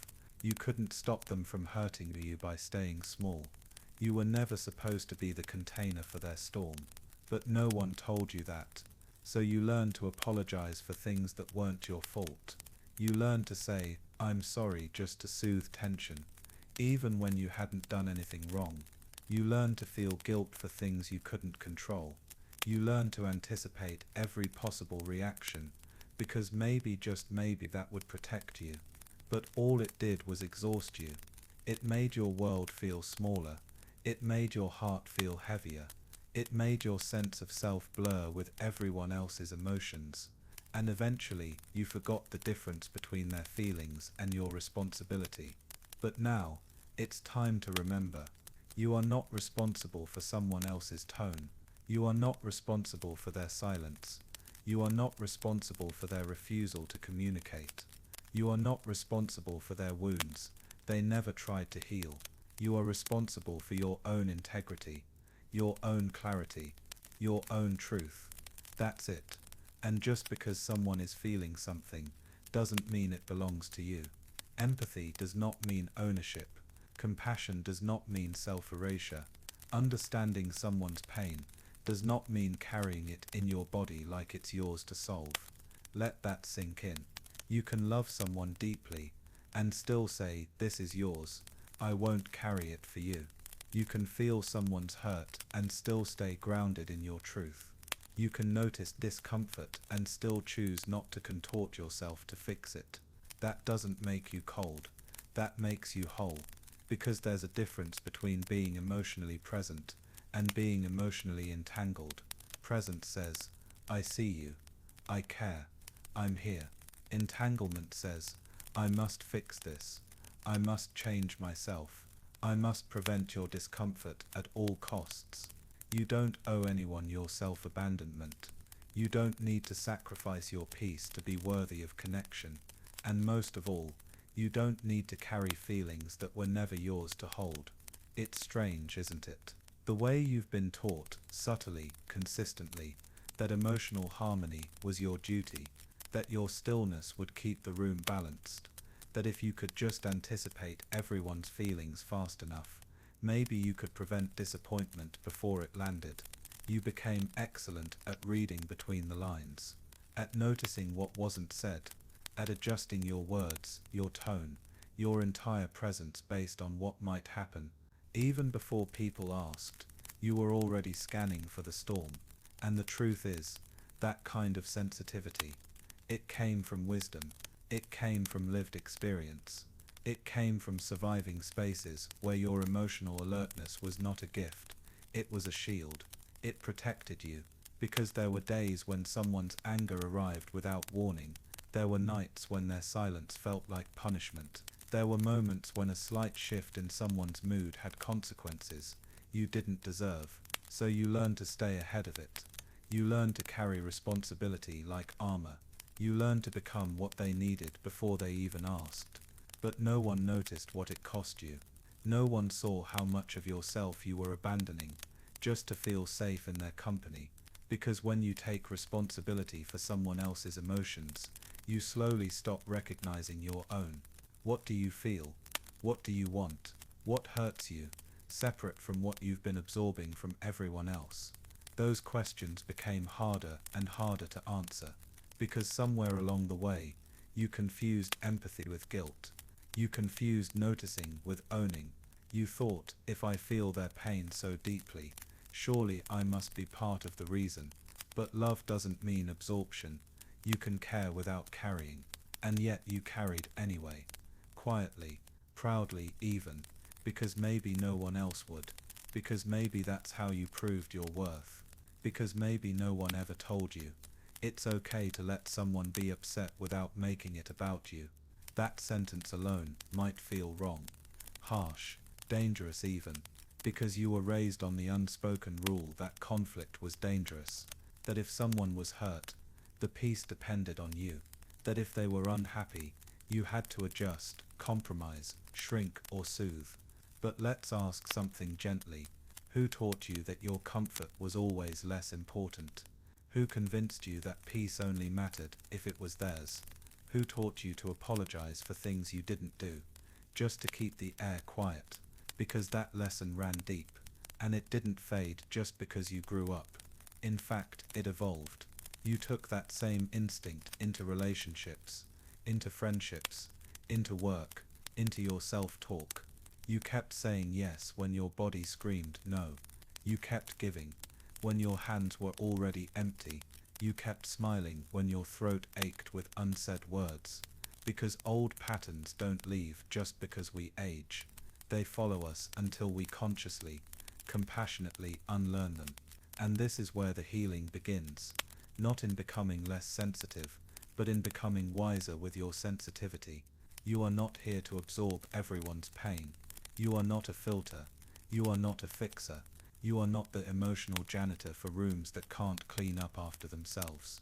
You are a human being with your own emotional ecosystem.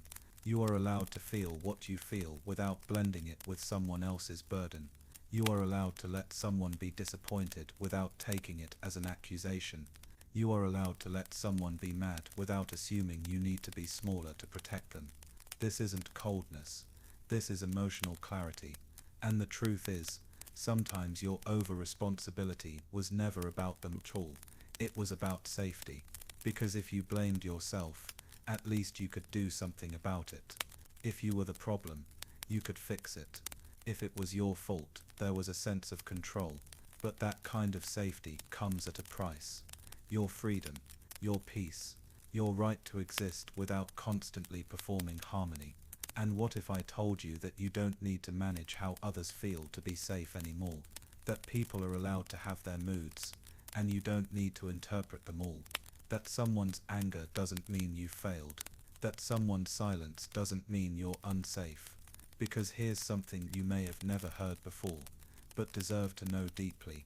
You are not responsible for anyone else's emotional regulation. Their outburst, that's theirs. Their poor communication, theirs. Their unresolved past, theirs. Their triggers, also theirs. You can be kind, you can be honest, you can be aware, but you do not have to hold the entire emotional weight of every space you enter. You are not a buffer. You are not the keeper of emotional peace. You are not a walking apology for the way others behave. Let yourself breathe. Let the burden fall. Let it be okay that not everyone is okay around you. Let it be okay that you can walk away from discomfort without making yourself wrong for it. Because every time you take on emotions that aren't yours, you leave less room for your own. And that's the tragedy, isn't it? That while you were carrying their sadness, you forgot to process yours. While you were soothing their insecurities, you ignored your needs. While you were tiptoeing around their discomfort, you swallowed your truth. But you are allowed to put it down now. You are allowed to say, this isn't mine. You are allowed to recognize when empathy turns into erasure. You are allowed to prioritize your own peace without feeling guilty. It doesn't make you selfish. It makes you whole. Because when you stop carrying everyone else's emotions, you begin to return to yourself. You begin to recognize the sound of your own feelings. Not filtered, not layered with guilt, just yours. And you begin to ask, what do I feel? What do I need? What is actually mine? It's a new kind of listening, and at first it might feel strange. You might still flinch when someone sighs. You might still freeze when someone withdraws. You might still hear their silence as judgment. But with time, and kindness, and repetition, you'll begin to separate, not detach, not go numb, but distinguish. You'll start to feel the difference between I care and I must fix, between I notice and I must carry, between this hurts them, and this isn't about me. That clarity is your freedom. That freedom is your healing. That healing is yours to keep. You don't need to apologize for not absorbing what isn't yours. You don't need to make everyone comfortable to be loved. You don't need to hold pain just to prove your loyalty. You are allowed to love without losing yourself. You are allowed to be present without being responsible. You are allowed to say, I can't carry this for you, but I can walk beside you. That is enough. And so are you. There's a quiet ache that settles into your bones when you've lived your life as someone else's emotional cushion. You don't notice it at first. It blends in with your kindness, your care, your need to help, but eventually it weighs on your breath. It steals your sleep. It fogs your sense of self. And one day you wake up and realize you haven't been living with people. You've been living around them, shaping yourself constantly to avoid their storms. That's what happens when you confuse peacekeeping with love. You begin to measure your worth by how little you ask for.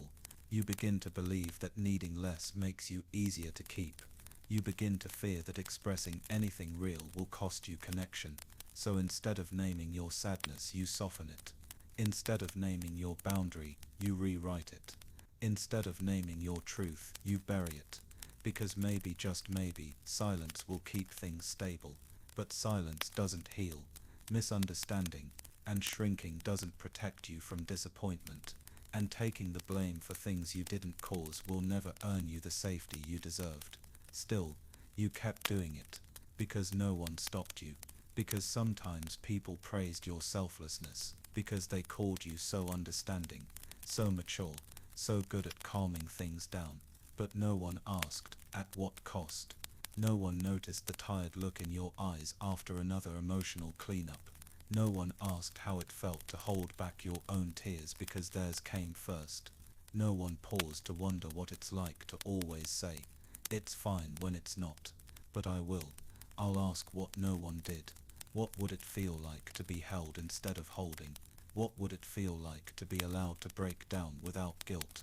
What would it feel like to be in a space where your emotions didn't require a filter? Because you deserve that. Not just once. Not just when you've been good enough. But always, you deserve to feel what you feel. Without shame. Without apology. Without needing to measure it against someone else's comfort. You deserve to say, this is what I need. And not fear abandonment in the echo. You deserve to walk through the world without carrying invisible bags of guilt, of blame, of tension that was never meant to belong to you. And let me say this clearly, you are allowed to put it down. Put down the need to explain someone else's bad mood. Put down the pressure to fix every discomfort in the room. Put down the story that says if someone's upset, it must be your fault. Put down the belief that peace is something you alone must create and protect. Because peace isn't peace if it costs you your self-respect. And connection isn't connection if you disappear inside it. You are not the glue that holds broken people together. You are not the reason they struggle to communicate. You are not the translator for every confusing emotion someone refuses to name. You've done enough. More than enough. You've contorted. You've softened. You've sacrificed. You've apologized. You've stayed quiet. And now it's time to do something radical. Something calm. Something healing. Speak the truth you buried so often. This isn't mine to carry. Say it softly, if you need to. Whisper it at first. Test it out in the mirror. But let yourself hear it. Really hear it. And when someone sighs in frustration, and your body reacts with guilt, remind yourself, this is their emotion. I do not have to own it. When someone withdraws, and you feel the urge to chase and fix, breathe and say, they are allowed to have space. That does not make me bad or wrong. When someone accuses you of being selfish for finally choosing yourself, hold your ground and say, loving myself is not selfish. It's overdue. This is the season of reclamation, of stepping back into your own skin, of allowing yourself to feel separate from others, without guilt. It may feel uncomfortable at first. You've spent so long anticipating everyone else's needs, that your own might feel foreign. You've spent so long protecting others from emotional discomfort, that your boundaries might feel harsh. You've spent so long explaining yourself that silence might feel dangerous. But stay with it. Stay with the discomfort. Stay with the newness. Stay with the truth that your emotional life is sacred, and does not require constant justification. There will still be people who don't understand, people who accuse, people who lash out when you stop absorbing what isn't yours. Let them react, let them unravel, let them confront the emotions you used to hold for them. You are not unkind for walking away from emotional labor that was never yours to begin with. You are not cruel for refusing to be their sponge. You are not wrong for asking them to hold their own feelings. This is not abandonment, this is alignment. You are not leaving people behind. You're returning to yourself, and in doing so you're learning how to trust something new, something healing, that your presence is enough, that your silence does not need to be filled with apologies, that your needs are not threats. The more you live in this truth, the more you'll see clearly, not everyone who was close to you was capable of meeting you. Not everyone you comforted was healthy to be near. Not every relationship was a safe one, just because you kept it going. And that realization will hurt. It might even grieve you, because it's hard to let go of people you tried so hard to keep happy. But you can mourn that without blaming yourself. You can grieve what was never yours to hold, and still be free. You don't need to rewrite the past. You don't need to erase your empathy. You just need to come back home to your center, your clarity, your grounded truth, where your feelings belong only to you, where your worth is no longer measured by how much you endure, where your love is no longer defined by how little you ask for. This is your wholeness, waiting, not built on guilt, not built on shrinking, not built on walking around eggshells that others placed under your feet. You are allowed to live fully, without emotional choreography. You are allowed to say, I love you, but I will not carry this for you anymore. You are allowed to be free, and you are still deeply good, even when you stop trying to fix everyone else. That is the truth you've been waiting to hear.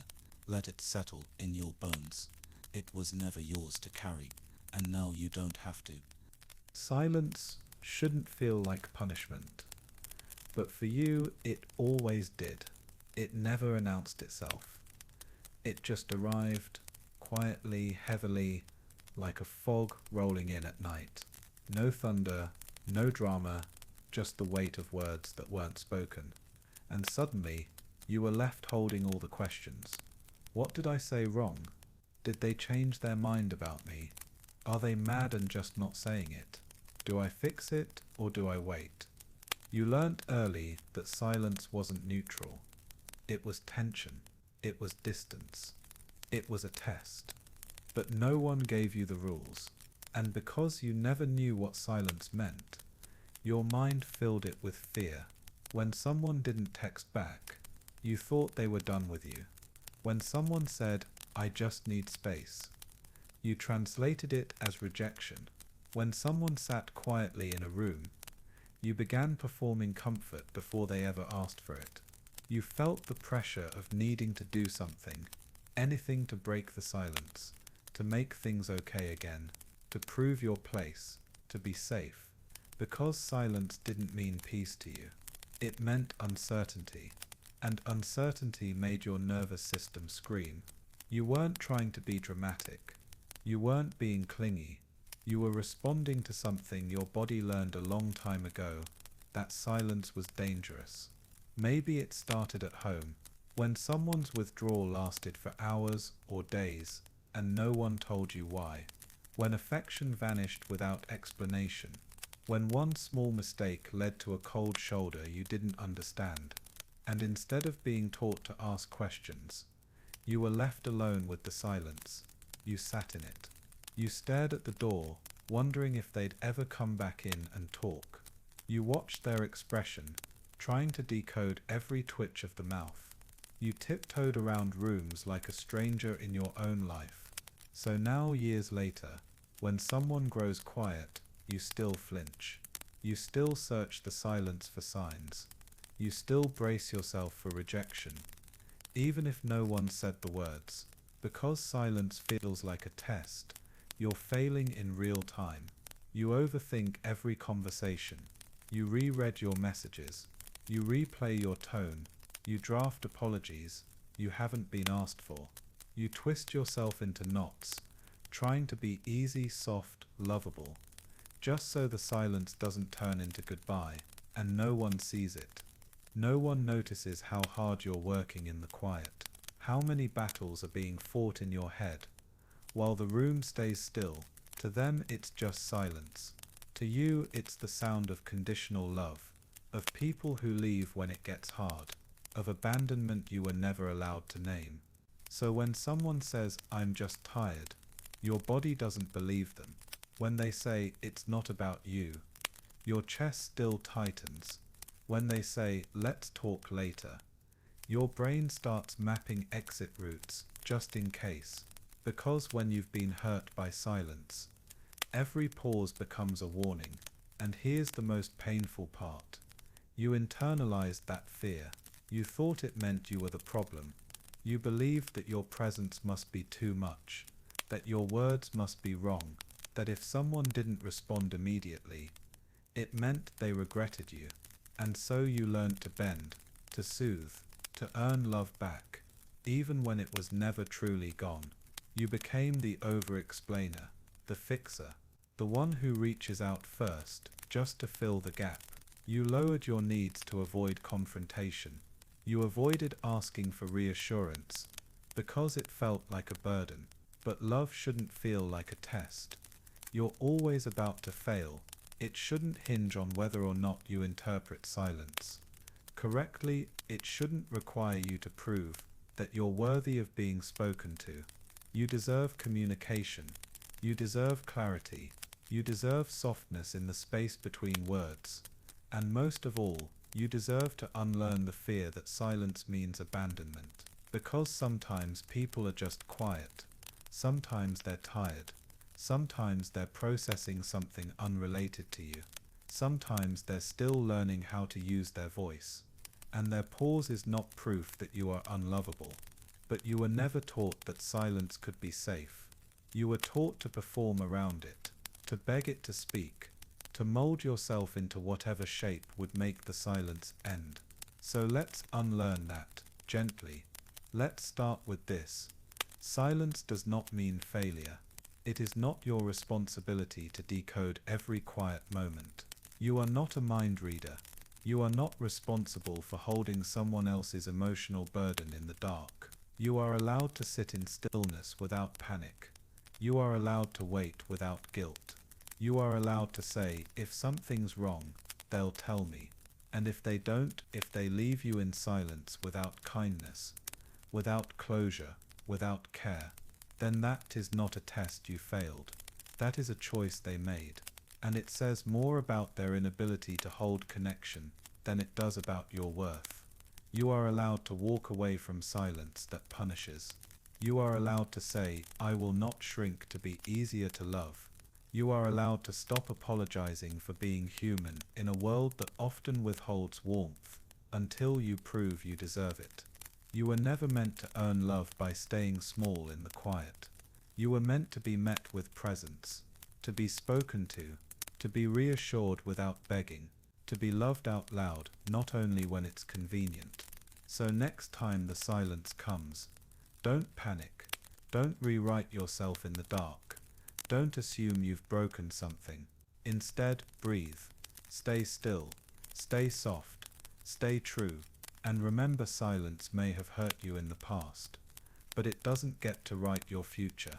There's a particular kind of exhaustion that comes from always bracing for silence to turn into something worse. It's not the loud kind, the burnout that screams and forces you to collapse. No, this one is quieter.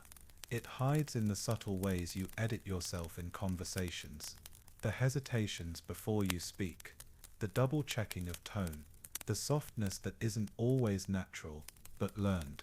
Because silence taught you not just fear, it taught you adaptation. It's why your texts are overthought, over-punctuated, and often followed by a disclaimer. It's why you reread everything you send. It's why you check whether they've seen the message. And if they haven't replied, your chest starts to close in. You begin to narrate possible scenarios in your head. Maybe I said too much. Maybe I overwhelmed them. Maybe they're distancing themselves and don't know how to say it. And most of the time, there's no evidence. Just a pause, just quiet, just time stretching its fingers a little too far. But that's all your mind needs. Because when silence has meant danger, it doesn't take much for it to feel dangerous again. The thing is, you didn't make this up. You were conditioned to decode what wasn't said. Maybe they gave you the cold shoulder when you made a mistake. Maybe they walked out of the room when emotions got too big. Maybe they stopped calling when you opened up about your feelings. Or maybe the silence came as punishment. A wordless wall that kept you guessing. And guess you did. You tried to fill in the blanks. You tried to solve their mood before it exploded. You tried to be good enough, sweet enough, quiet enough, intuitive enough, just so they wouldn't disappear into that silence again. But that's not love. That's survival. And the tragedy is that your gift, your beautiful ability to be aware of others, was used against you. Because what looked like kindness from your end often came from a place of fear. Fear of being misunderstood. Fear of abandonment. Fear of becoming invisible in someone's emotional blind spot. You've been told, in 1,000 indirect ways, that being too much will make people leave. But what if I told you that being too little can do the same? When you shrink to protect others from discomfort, you vanish. And the ones who truly care for you, they want to see you, all of you. Not just the version who bends to silence. Let's talk about the versions of yourself you've created in response to that fear. The one who always laughs to break tension. The one who says no worries, even when your heart is screaming. The one who fills silence with stories, softness, reassurance, hoping that maybe, just maybe, it will make them stay. And I want to say this gently. You don't have to work so hard to be kept. Love that's real doesn't use silence as leverage. Love that's real doesn't punish with pauses. Love that's real doesn't make you feel like every moment of quiet is a countdown to being left. I know that's hard to believe, because for years you've only known the kind of love that makes you prove you're worthy of staying. That makes you feel like the moment you ask for too much, feel too deeply, speak too honestly, you'll be met with silence. But your emotions are not too loud. Your questions are not too demanding. Your needs are not too big. You were simply surrounded by people who were too small to hold them. And now when someone goes quiet, your body reacts as if you're a child again, waiting, listening, shrinking. Because silence for you has never been stillness. It's been a signal, an alarm, a flicker of rejection dressed in calm. But here's what you're allowed to do now. Reframe it. Not all silence is abandonment. Sometimes silence is spaciousness. Sometimes silence is someone recharging. Sometimes silence is just silence. And your nervous system may still react, but your truth can respond differently. You can feel the panic rise and still say, I do not have to chase this. I do not have to beg. I do not have to fill in the blanks with shame. You can take a breath and remind yourself, if someone values me, they will return with clarity. If they don't, their silence is not my failure. It is their choice. Because that's what you've been afraid to admit. That not all silence is yours to fix. You don't have to be the one who always reaches out. You don't have to prove that you're worth hearing. You don't have to walk on conversational eggshells to avoid being left behind. Real love communicates, even clumsily, even imperfectly, even late. It doesn't leave you in guessing games. It doesn't build intimacy only to pull away when you need it most. It doesn't weaponize silence when things get real. You deserve love that stays vocal, even when it's uncomfortable. You deserve friendships where a pause doesn't feel like exile. You deserve to know that quiet can be sacred, not scary. And you deserve most of all to be with people who speak when it matters. Because you have spent too long carrying conversations alone. Too long doing the emotional heavy lifting. Too long blaming yourself for every word that wasn't said. It's time to rest. To let people come to you. To trust that those meant for you will speak, clearly, gently, consistently. And if they don't, that is not a test you failed. That is a space you can choose not to shrink into. You are allowed to stop writing chapters for people who won't pick up the pen. You've always been the one to fill the gap. When the air grew heavy with silence, you were the first to speak.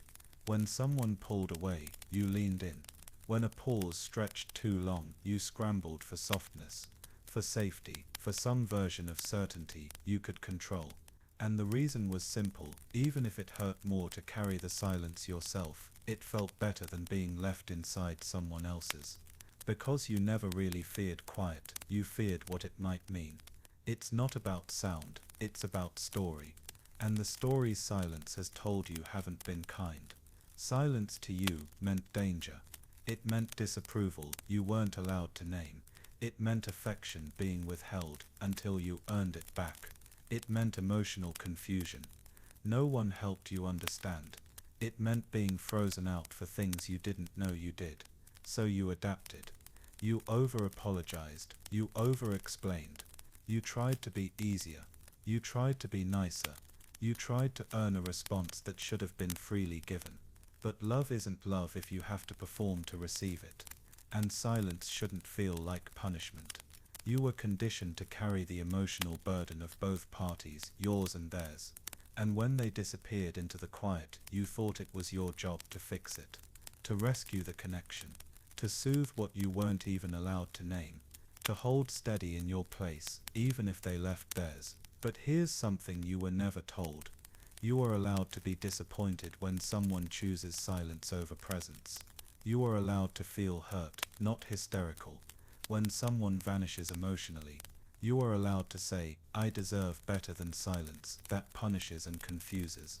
Because silence is not always the absence of sound. It is often the absence of care.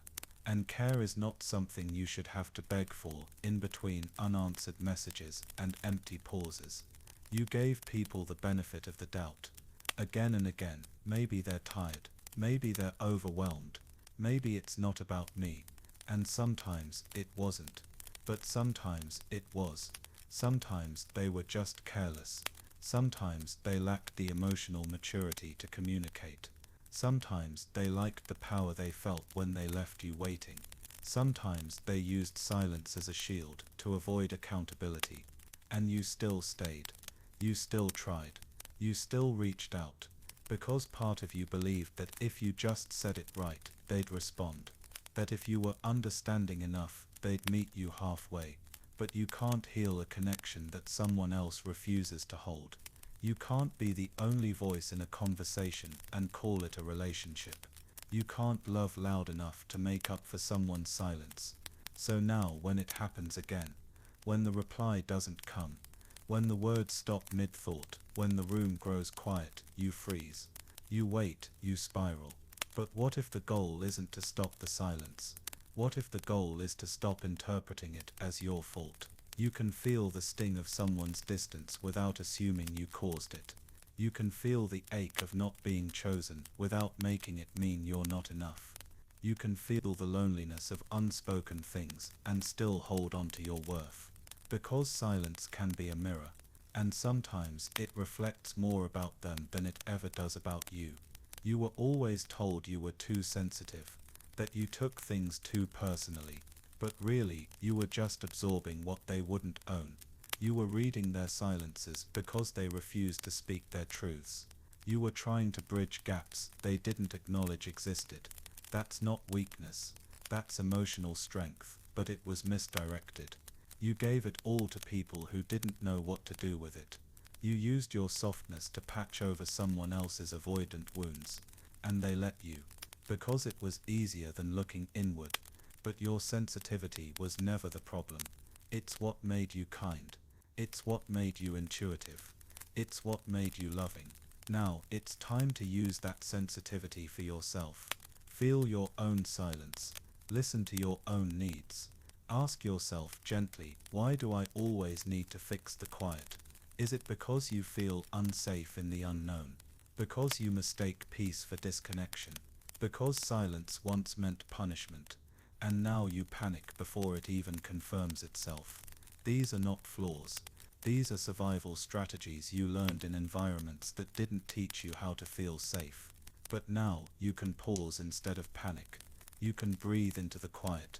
You can hold your own hand and say, even if they don't reply, I will not abandon myself. You've been trying so hard not to be abandoned by others that you didn't realize how often you were abandoning your own peace in the process. You were writing stories in their silence, stories full of blame, shame, and self-doubt, but none of them were true. You don't lose value when someone goes quiet. You don't become invisible because someone stops showing up. You don't become unlovable in the space between messages. You are still whole, still worthy, still enough, even in the silence, especially in the silence. So next time it happens, next time the phone doesn't buzz, the message goes unread, the words never come back, ask yourself, do I want to chase this? Or do I want to choose myself? Is this the kind of love that meets me? Or the kind that disappears when things feel too deep? Because you are not too much, you're just too aware to settle for less. Let the silence be revealing. Let it show you who's willing to speak when it matters. Let it separate those who care from those who only linger when it's easy. And above all, let it remind you that you no longer have to fill the space someone else won't honor. The silence is no longer a test. You no longer have to pass it. You just have to listen to yourself. And you will always have the right answers there.